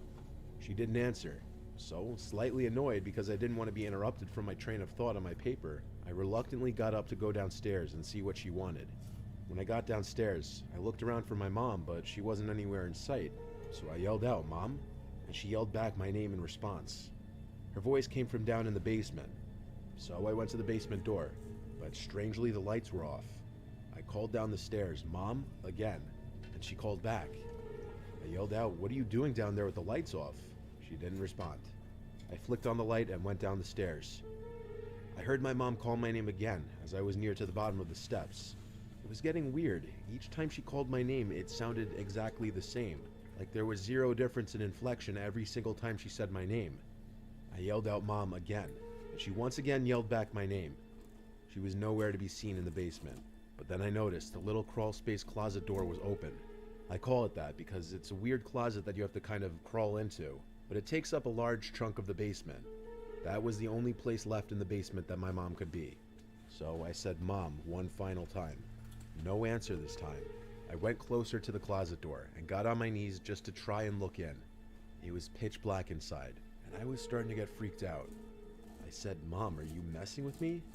There was no response at all, just the quiet buzzing sound from the basement light. I got back up, and for some reason decided to sprint back upstairs, slamming and locking the basement door behind me. I didn't know what I had just witnessed and heard, but I went to grab the house phone and call my mom's cell number.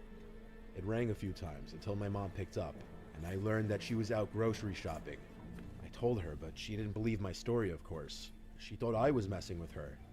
It took half an hour of begging her to believe me that she finally went along with it, and when she and my dad were both home, we all went down to the basement together.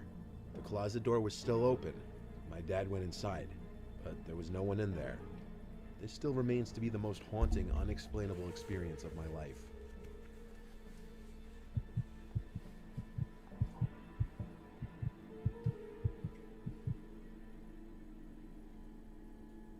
I was only about 9 years old when this happened. I was sleeping over my grandma's house for the weekend, which I often did when I was little. It was a stormy day out, and my grandma was out at the nearby grocery store getting ingredients for dinner. I was in the living room watching SpongeBob when the phone rang. There was obviously zero reason for me to answer the phone, but you know, I was a little kid with a little kid brain. There's no explaining any decisions made. I went to the kitchen and picked up the phone, and after my little kid voice said hello into the phone, the man's voice on the other end said, "Can I speak to the adult in the house?" I said, "She's not home," and the voice responded, "So you're all alone right now?" I remember I paused for a second, then said yeah. Even at my age, I knew after he asked that it probably wasn't a good idea to have picked up the phone. The person on the other end then asked if the current address he had on file was correct, but I didn't answer that. I hung up the phone, and now I was nervous. I was worried I might have just gotten my grandma in trouble. Nonetheless, I went back to watching SpongeBob. 20 minutes later or so, there was a frantic knocking at the door. I muted the TV and listened. Along with the knocking, someone on the other end cried out, "Please help." It was a man. I snuck over to the edge of the wall where the opening for the front door was to take a peek and see if I saw anyone standing on the other side of the door through the glass at the top of the door. That was a mistake, because I did, and they saw me too. The man on the other side of the door immediately said, "Little boy, please open the door, I'm hurt bad." I ran to the corner of the room by the window and closed the blinds so I could hide behind the couch. I was so scared. There were no cell phones back then. I couldn't call my grandma. The man kept pounding on the door, his cries for help turning more annoyed sounding, and his knocks got louder and more frequent. Then the pounds on the door stopped, and he started knocking on the window right next to me. The creep started saying things like, "I'm not gonna hurt you," and "Please, I'm bleeding bad." I started to cry in the corner, still hiding behind the couch. The pounding stopped finally, and after a minute, I ran to my grandma's room and locked the door. I laid in her bed under the covers with only my head sticking out. The rain hitting the windowsill and the occasional distant thunder was weirdly calming, at least for a little bit. The man on the other side appeared at one of the windows and started trying to lift it open. Thank God all the windows were locked. Now I hid under the covers completely, and I don't think he saw me in there. This was the last time I saw or heard that man. 20 minutes later, I heard my grandma come in through the front door. I ran into her arms, crying and apologizing, and told her everything. She of course called the police, and when the officers needed me to give whatever details I could, my grandma called me into the room and I answered their questions. Then she sent me back off to the guest bedroom to watch TV. Unfortunately, that man was never caught, for this at least. My grandma never told my parents, and she told me not to tell them either, but she also never left me alone again anytime I slept over after that, which wasn't many times. Long story short, I was one unlocked door away from undoubtedly being kidnapped.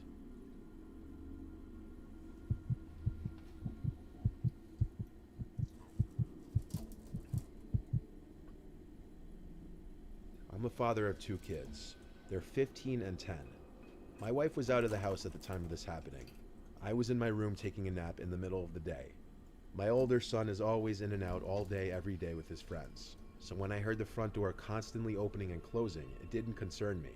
But eventually, when I heard the storm door slam shut for a 4th time, I started to get annoyed and whistled at him to quiet down. I started hearing other loud noises from across the hallway, in the direction of my younger son Keith's room. I imagined he was playing with his wrestling toys or something.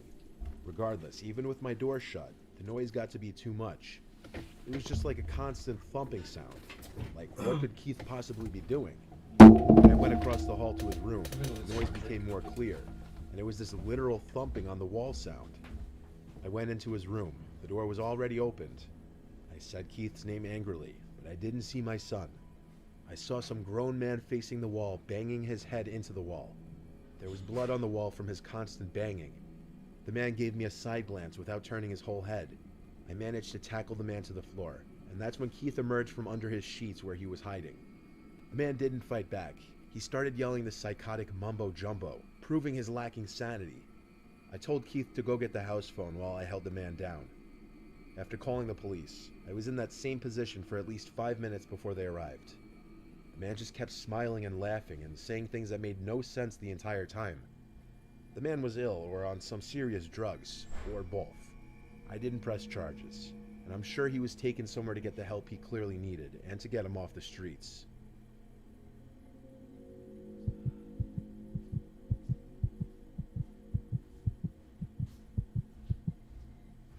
I've had many night terrors in my life, and I've struggled with many sleeping disorders.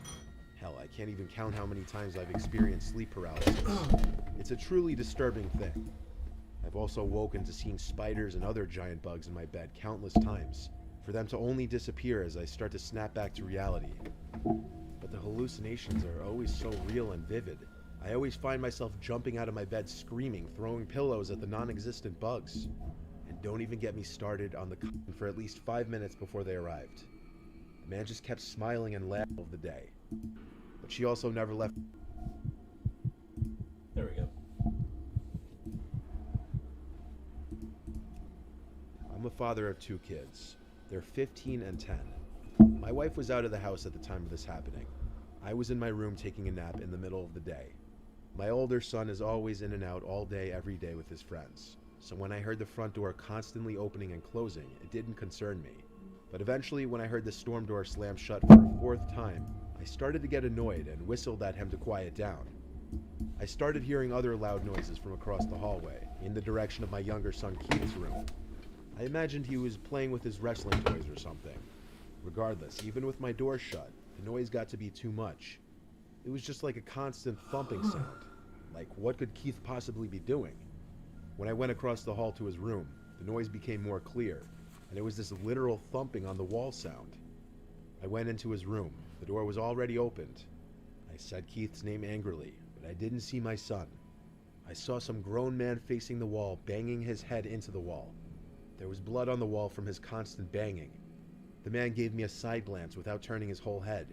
I managed to tackle the man to the floor, and that's when Keith emerged from under his sheets where he was hiding. The man didn't fight back.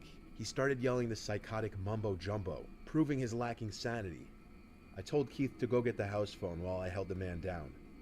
After calling the police, I was in that same position for at least 5 minutes before they arrived. The man just kept smiling and laughing and saying things that made no sense the entire time. The man was ill or on some serious drugs, or both. I didn't press charges, and I'm sure he was taken somewhere to get the help he clearly needed and to get him off the streets.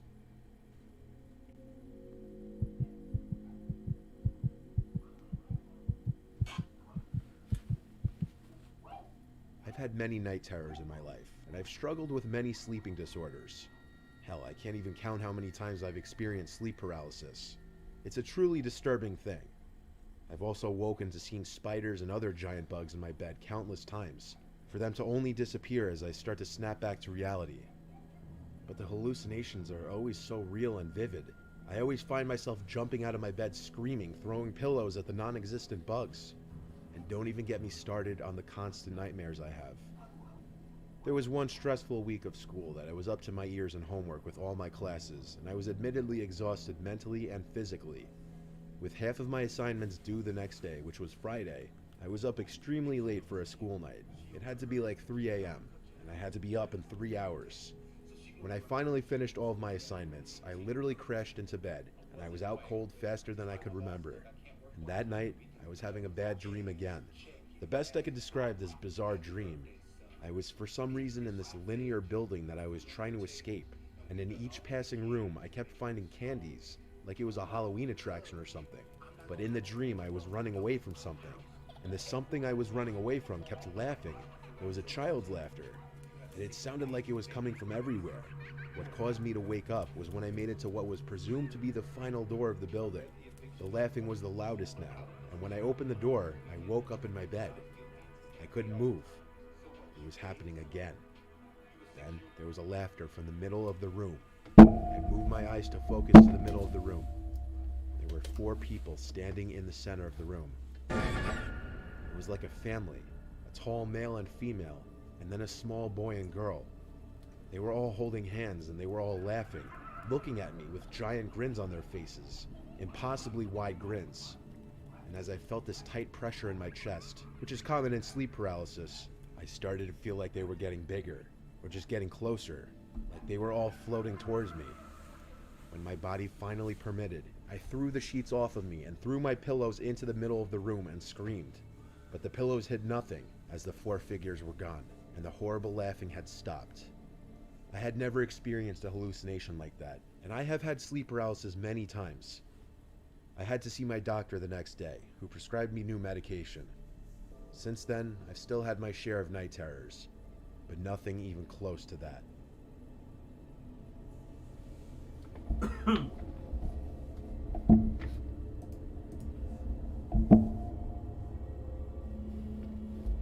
Let's do this one right here. Because why not? The story begins when I was a child. My father at the time was a big hunter and trapper in the woods nearby. He would set traps for small game out in the woods. I remember one evening my father coming in late from checking his traps. His hands and shirt were covered in blood. Thankfully the blood wasn't his, but of that of an animal that had been caught in his trap and something bigger eating it.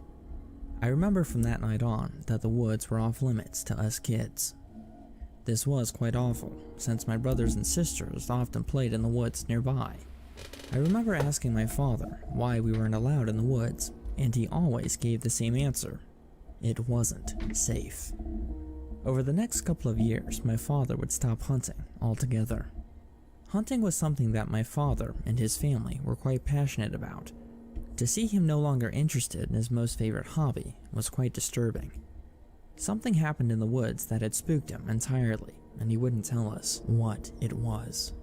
I remember one Halloween, I was 15, that my brother and my friends decided to go out into those woods and stay the night in our treehouse that we'd built many years ago. Thankfully, our treehouse wasn't more than 10 minutes into the woods, but still, we were pretty terrified. Knowing that there was something out in the woods that spooked my father gave me the creeps. Before we entered the tree line, I already had the feeling of being watched, but I didn't say anything. I didn't want to be labeled the coward in our friend group. At this point, the sun had set, so it was dark out. We had our flashlights to guide us, but the woods were so thick that it seemed to swallow all the light that the lights gave off. The 10-minute walk into the woods felt like forever. Maybe it was further back than I remembered, or maybe we were just scared. Finally, we reached the treehouse. The treehouse seemed smaller than I remembered, and it looked quite weathered, but overall, it looked to be in decent condition. We climbed the ladder to our treehouse and went inside. While inside, my friends and I found all of our favorite toys that we'd left there years ago. We had a brief rush of nostalgia hitting us all at once. For a very brief moment, we felt like we were younger kids, and completely forgot that we were in the middle of the woods at night. While we were exploring the treehouse and playing with our toys, we heard a scream coming from the woods. The scream sounded close. It was a type of scream you wouldn't typically associate with a human.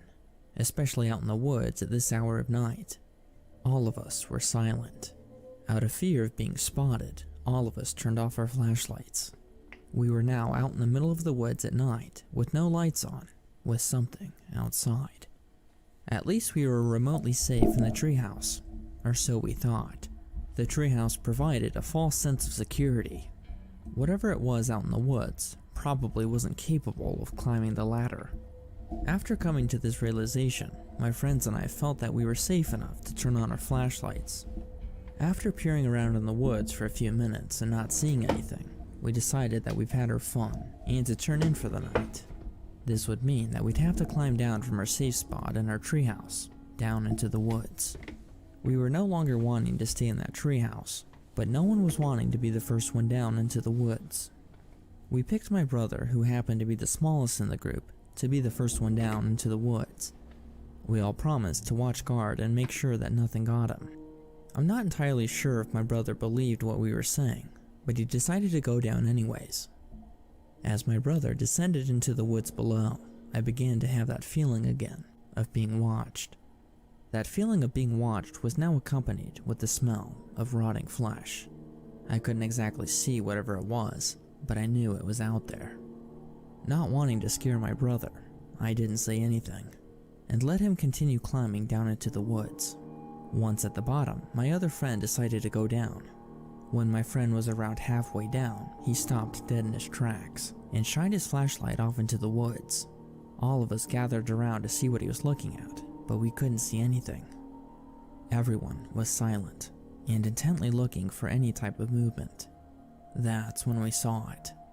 At first it looked like a deer, but all of its flesh had rotted off of its face. The deer's mouth was unusual. Instead of having dull teeth, it had sharp fangs. All of our stomachs dropped. It was as if we were looking at death itself.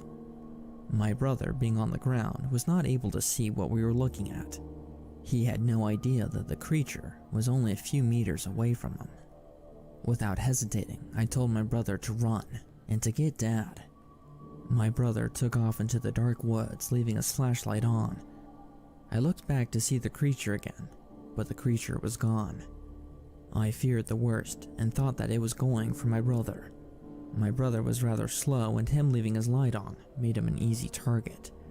We all screamed for him to run faster and to not stop or look back at all. But as we were screaming, we saw his flashlight stop moving. We were all terrified. Whatever that thing was, it probably had my brother. The time that this story took place was before cell phones, so calling for help was out of the question. We were sitting ducks in that treehouse. About 10 minutes later, that smell of rotting flesh came back again.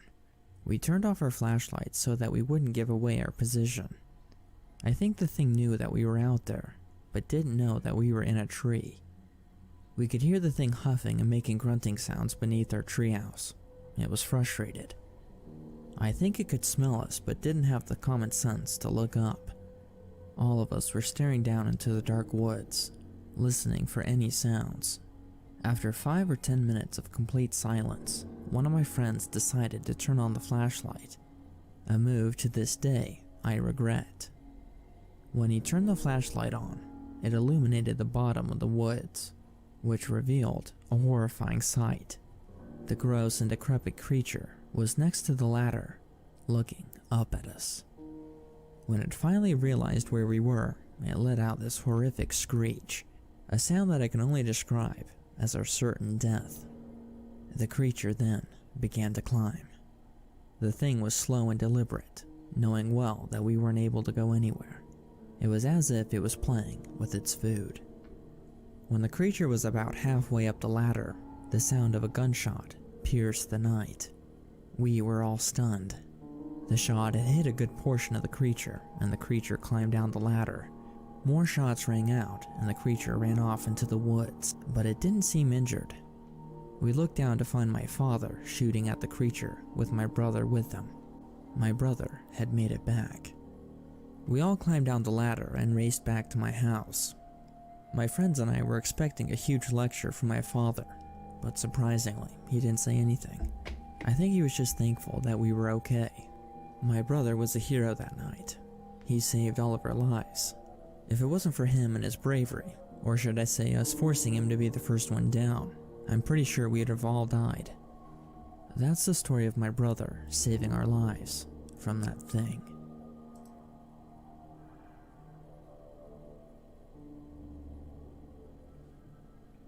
When I was younger, about 16 or so, I had an encounter with something strange in the forest.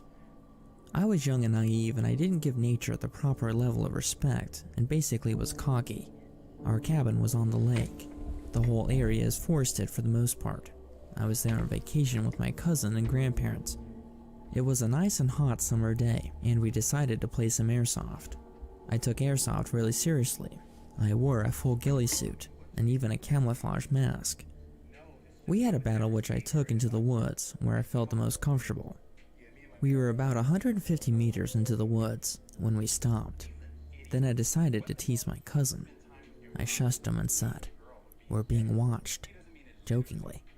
Unfortunately, it turned out not to be much of a joke, because I immediately then noticed that the woods were dead quiet, which only happens when a large predator is around. I was on edge very quickly. Next, the feeling of being watched hit hard, so I started scanning the surrounding forest. Then, I saw it. Its whitish teeth gave it away. What I saw was at the edge of a clearing about 40 meters from us. The thing was crouched down. It was holding onto a tree with its left hand. It was panting and watching us. The first thing that came into my mind was that it was a werewolf. I said to my cousin, "We have to go," and he bolted. I still had my eyes on it when my cousin started sprinting. The creature charged. It ran on two legs for about 10 feet or so, and then it dropped down on all fours. Then I turned and sprinted. I could hear it crashing through the woods behind me. Once back at the cabin, we discussed it. It was still unclear if my cousin saw what I saw. I told him that I thought it was a bear to not freak him out, but I know bears, and that wasn't a bear.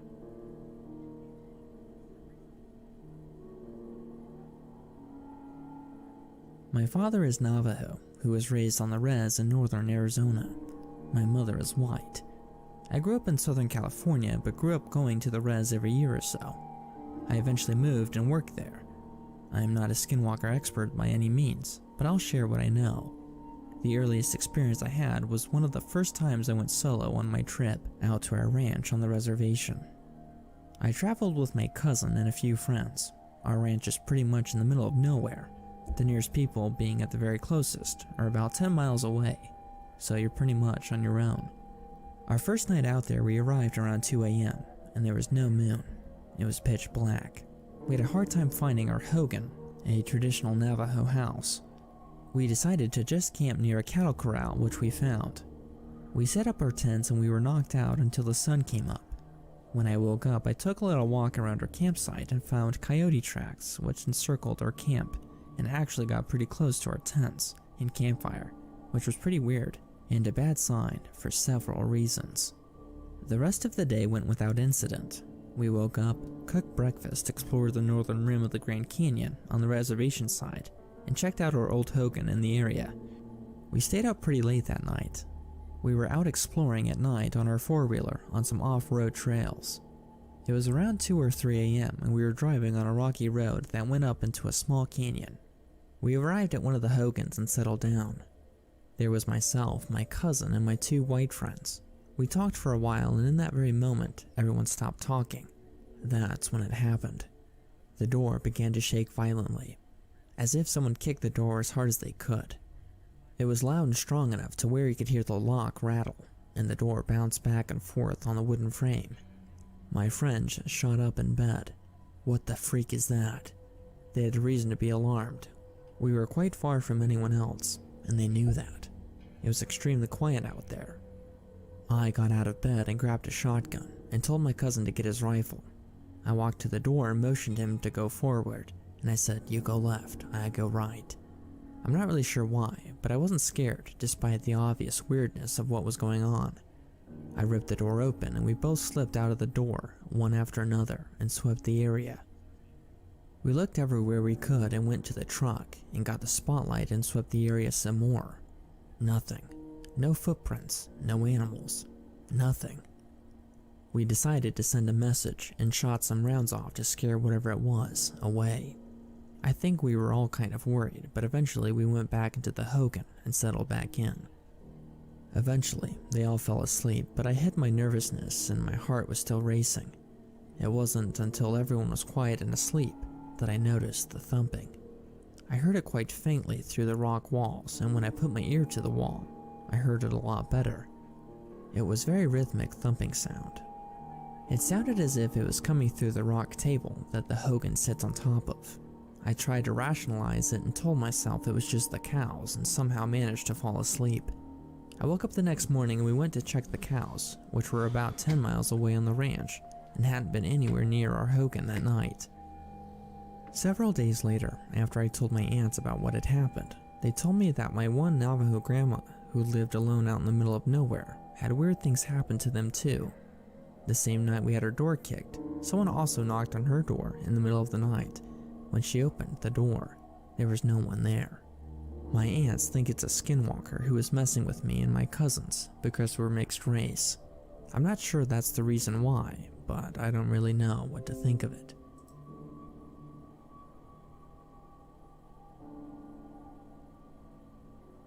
I work as a national park ranger in the northern part of the United States. The job is surprisingly difficult. We have to maintain the property, enforce the rules, and etc. One of the biggest things that they never tell you is that we're also responsible for missing people. People go missing all the time, especially at night. I remember getting a call once early in the morning saying that they heard gunshots coming from a campsite. Unfortunately, I had to respond. It was still dark outside when we pulled up to the campsite. The campsite consisted of 2 RVs that looked destroyed. Blood was everywhere. We got out of our vehicle to investigate with our weapons drawn. We announced our presence and we continued to the campsite. There was no one there. There had been cases before where people left their food out, which drawn bears or mountain lions, and unfortunately caused the death of the campers. But this case was different. Typically, when an animal attacks a camper, there's at least something left over, a body part or something. But in this case, there was nothing, just blood. Upon further investigation, we were able to discover that there were some bullet holes in some of the walls of the RV. Typically, when campers are armed, they are able to fend off animals quite well. Unfortunately, in this scenario, that doesn't seem to be the case. I didn't stay too long at the scene. Something in the back of my mind told me that those things were still out there, and I didn't want to meet them. I went back to the station and reported my findings. When I arrived at the station, I was quite surprised to see that the local authorities were already there, alongside another organization I couldn't quite recognize. They looked official. They looked much like your men in black that your typical conspiracy theorist would talk about. White shirts, black jackets, and sunglasses. Before I was able to enter the station, one of the men in black approached me. The man identified himself quite bravely and told me that I had to ride with him into their headquarters. Initially, I refused. I told him that I had to report what I saw. This seemed to disturb him. He said that that wouldn't be necessary and that I had to go down to the station with him immediately. Before I was able to respond a second time, my lead ranger came out, aka my boss, at the station and told me that I had to go with them. I did as they requested and got into the van. About 2 hours later, we arrived at their headquarters. The headquarters were this unidentified building in a downtown city that I'm not going to name.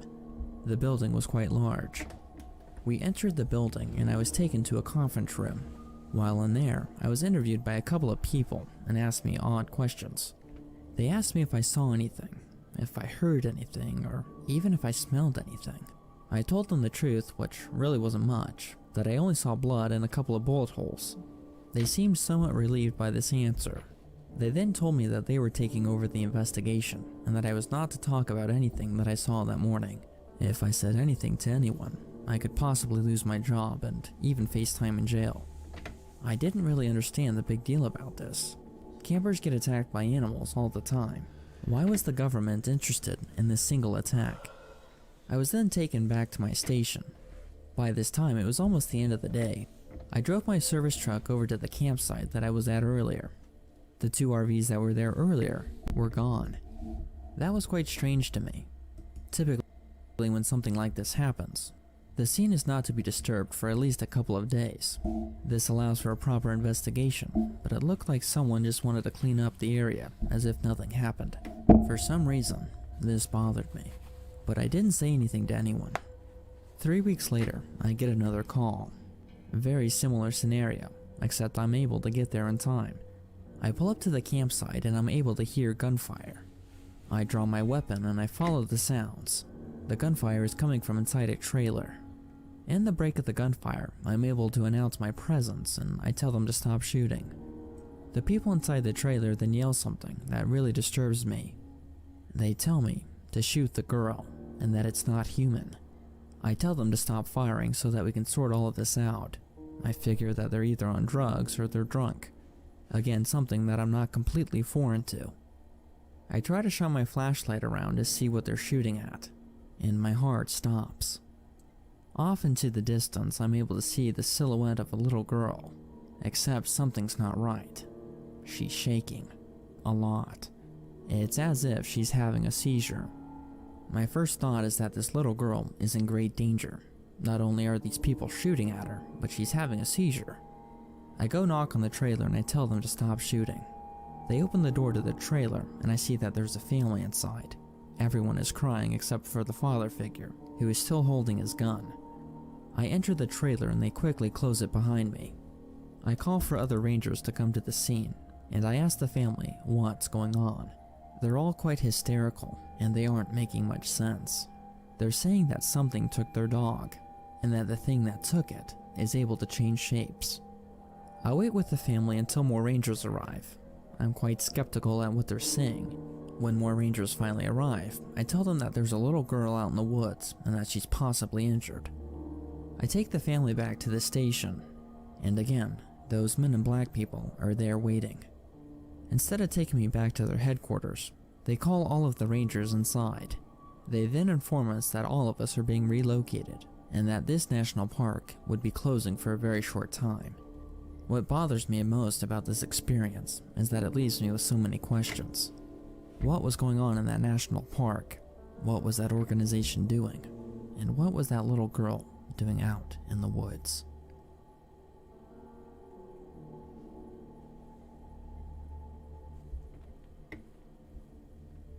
I am a police officer in a town in Arizona. Our town borders a Navajo reservation. Like most reservations, we have no jurisdiction on it, but that's not the reason why we don't go. Since our town borders the reservation, we have gotten many calls from our townspeople saying that they've seen strange things on their lands. We have gotten many UFO calls, which there's obviously nothing that we can do about it. But we have also gotten strange calls of creatures lurking into people's windows. The calls vary in description of the creatures.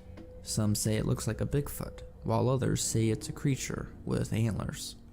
Regardless of the call, we still have to go out and make a report, and we get these calls about once a week. 90% of the time, the reports lead to nothing. But every now and then, either myself or another officer will see something strange. Something I'm going to share with you that's currently ongoing is often referred to by me and many officers as the Screaming House. Allow me to provide some context about this case. The driveway to the Screaming House is about a mile long. The mailbox and driveway are technically in our town, but the house itself isn't. Since the mailbox is in our town, we have to respond to the calls. The Screaming House isn't owned by anyone. No one lives there. But we get calls every week or so from that residence of someone screaming into the phone. All of the calls are at late at night. The call started about 6 months ago. Me and my partner responded to the first call. The call happened at 1:16 in the morning. My partner and I were out there by 1:40. We pulled up to the mailbox and looked down the long dirt driveway.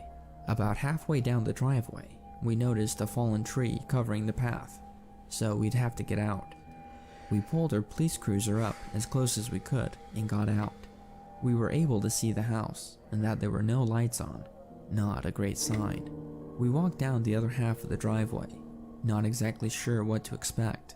The house had 2 stories and was very old. The house was definitely built in the early 1900s.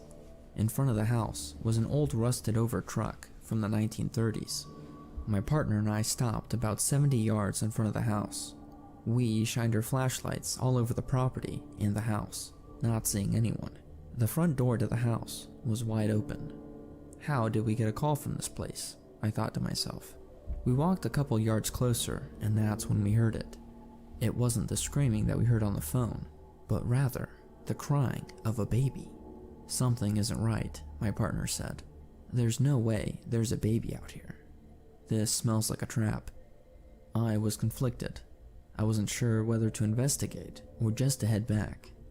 Against my better judgment, I decided to investigate the house.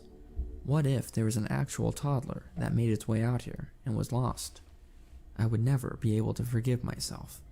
We decided that I would check the house while my partner would check the perimeter of the outside. I entered the front door of the house, my flashlight peering into the dark house. The crying was coming from the basement. I made my presence known, announcing my name and that I was a police officer. I got no response, and the crying continued. The floor in the house was covered with glass and other debris. The floor crunched as I made my way through the house. I then quickly found the entrance to the basement. The basement door was missing. I shined my flashlight down and I saw an old set of stairs. The stairs looked as if they would not hold my body weight. I again made my presence known. The crying stopped. I was about to enter the basement when my partner buzzed me on the walkie. "John, you need to get out of there, now." I was confused and caught off guard. That's when I heard someone moving around upstairs. I bolted out of the house and down the driveway. My partner was already by the car. His gun was drawn and pointed behind me. We need to go, he said. I jumped in the cruiser and backed the cruiser out of the driveway. The entire time, my partner was asking, "Did you see it? Did you see it?" "No, I didn't see it," I said. We made our way back to the station, the entire time my partner telling me what he saw. He said that when he was in the backyard, he heard something behind him. He shined his flashlight around and noticed something upstairs. He said that he was only able to notice its eyes and its teeth. Everything else was just black fur. Now, we do have bears in Arizona, but not in our part of the state. However, on our report, we put the creature as a bear. My partner and I both know that whatever it was, it definitely wasn't a bear.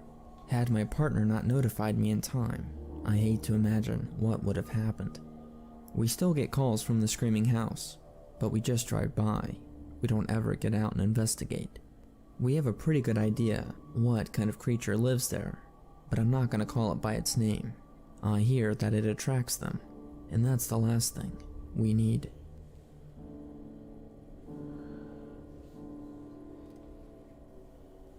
I don't know what to make of my situation, but I want your opinion on what's going on. I had recently purchased some property out in the middle of nowhere. I had been looking for property for some time because I wanted to get into farming, but I hadn't had any luck until recently. But things are starting to make sense now that I'm looking back. I had purchased a couple 100 acres for a great deal. It's one of those deals that you do not believe what you're seeing. It's that good. I remember asking the realtor why it was such a great deal, but he never did give me a direct answer. That should have been a red flag. But I do remember him saying something about the nighttime, that it wasn't safe. I wasn't exactly sure what he meant, but now I do. A couple months ago when we first moved in, my wife and I pulled up in our vehicles, her in her minivan with our kids, and me with the U-Haul towing my truck. The property had a small home on it, but the home looked like it hadn't been lived in for about 15 years. My wife saw this as something that we could make a project out of. She had always been very ambitious. I was the first one to pull up to the house. I got out of my U-Haul and I walked up to the front door. To my surprise, there laid a dead crow right in front of the door. The door had a small spattering of blood on it. The poor thing probably had flown into the door and died. This is something you normally see more on a window, not necessarily a solid door, but whatever. This wasn't an issue at the time, and it didn't raise any flags. Birds fly into things all the time and die. I then began to unpack the U-Haul. About 20 minutes or so later, my wife and our daughters finally arrived. Luckily, they didn't have to see the dead crow in front of the door. They were none the wiser. With my wife and daughter's help, we were able to finish unpacking the U-Haul just under an hour. The house had plumbing, but we were waiting on the electric company to turn on the switch. Something I should have done before, I know. We spent the rest of the day placing furniture all throughout the house. Nighttime came pretty quickly. That tends to happen when you're busy. Thankfully, my wife has a small candle collection that we use to light the home. Most of them were scented candles, but whatever. My daughters were enjoying the new house. They were both able to get their own rooms, and didn't seem to care that the house creaked often and smelled kind of funny, which I appreciated. Nothing happened the first night. I think it was because we didn't have electricity, and they didn't know we were there. The second day, we were able to get the electricity going. This was awesome for me because I love my sports. My family and I went into the nearest town and got supplies for the week. The town was about 20 minutes or so away, and we only seemed to pass maybe 1 or 2 houses on the way there. I even remember turning to my wife saying, "Man, we're really out there, aren't we?" By the time we were on our way back, the sun was beginning to set. We pulled in our driveway, which was about a half-mile long, and looked down to our house. I could see from that distance that every light in our house was on. I was a little freaked out about this. My wife and I are big sticklers about wasting energy. My daughters would leave a light on or so from time to time, but nothing like this. We got to the house and I slowly inspected it. All the doors and windows were locked, so we figured it was just the electric company rebooting all the lights. Again, this was no red flag, or for any cause of alarm. We go inside and everything seems to be in order. We unload the groceries and go in for the night. During the night, however, around 1 or 2 in the morning, I could hear howling off into the distance. Whatever the creature was, it was definitely a good distance away. I was planning on using the land for cattle farming, but I didn't have any cattle at the time, so I really didn't care about the wolves. Around the same time of the howling, I could have sworn I heard something at the front door. It wasn't enough for me to get up and check, but it was enough for me to notice. The next morning, my wife and I got up early and began our projects on the house. My wife began to make coffee, and I went out to my car to grab my charger. When I opened the front door, there lay another dead crow. What? I thought. Why do crows love this door? Or better yet, why does this door hate crows? Again, I just kicked the crow off the front porch. Not a big deal. But I did take notice. Maybe it was the thud I heard last night. That was kinda weird. Oh well. I went out to my truck and grabbed my charger and went back in, not telling my wife what was in front of our door. I had some coffee and we started the day off right. Quick note about our land. The land I purchased was mostly flat, except for a small hill that our house was on. The house had a very old barn around back. It wasn't very big and it didn't have a door. Next to the barn was an old well that was no longer in use. I wanted to fill the old well, but I didn't have time, thanks to all these house projects. The day went by pretty quickly again. My wife and I were busy for the most part, while our daughters played around the house. Around 7 o'clock at night, I needed to go into town to buy an extension cord.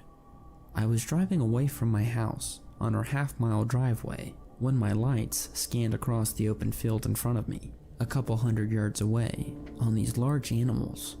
The animals had very dark fur, and instead of reflecting green like most animals, their eyes reflected red. Oh my gosh, I said out loud. That's kinda spooky. I continued driving, hoping that I'd get a better look at these animals, but I never got a better look. I continued my way to the hardware store and picked up whatever it was I was going to get. While I was there, I got a phone call from my wife. She was pretty frantic. She was saying something about growling coming from outside. my mind flashed to what I saw earlier, and I quickly left Alright, the guys, store. I'm just gonna I wait got till it's home in 3 record for the time. actual thing to Once come I out. was home, I did a I'll be quick back once for the over stream. outside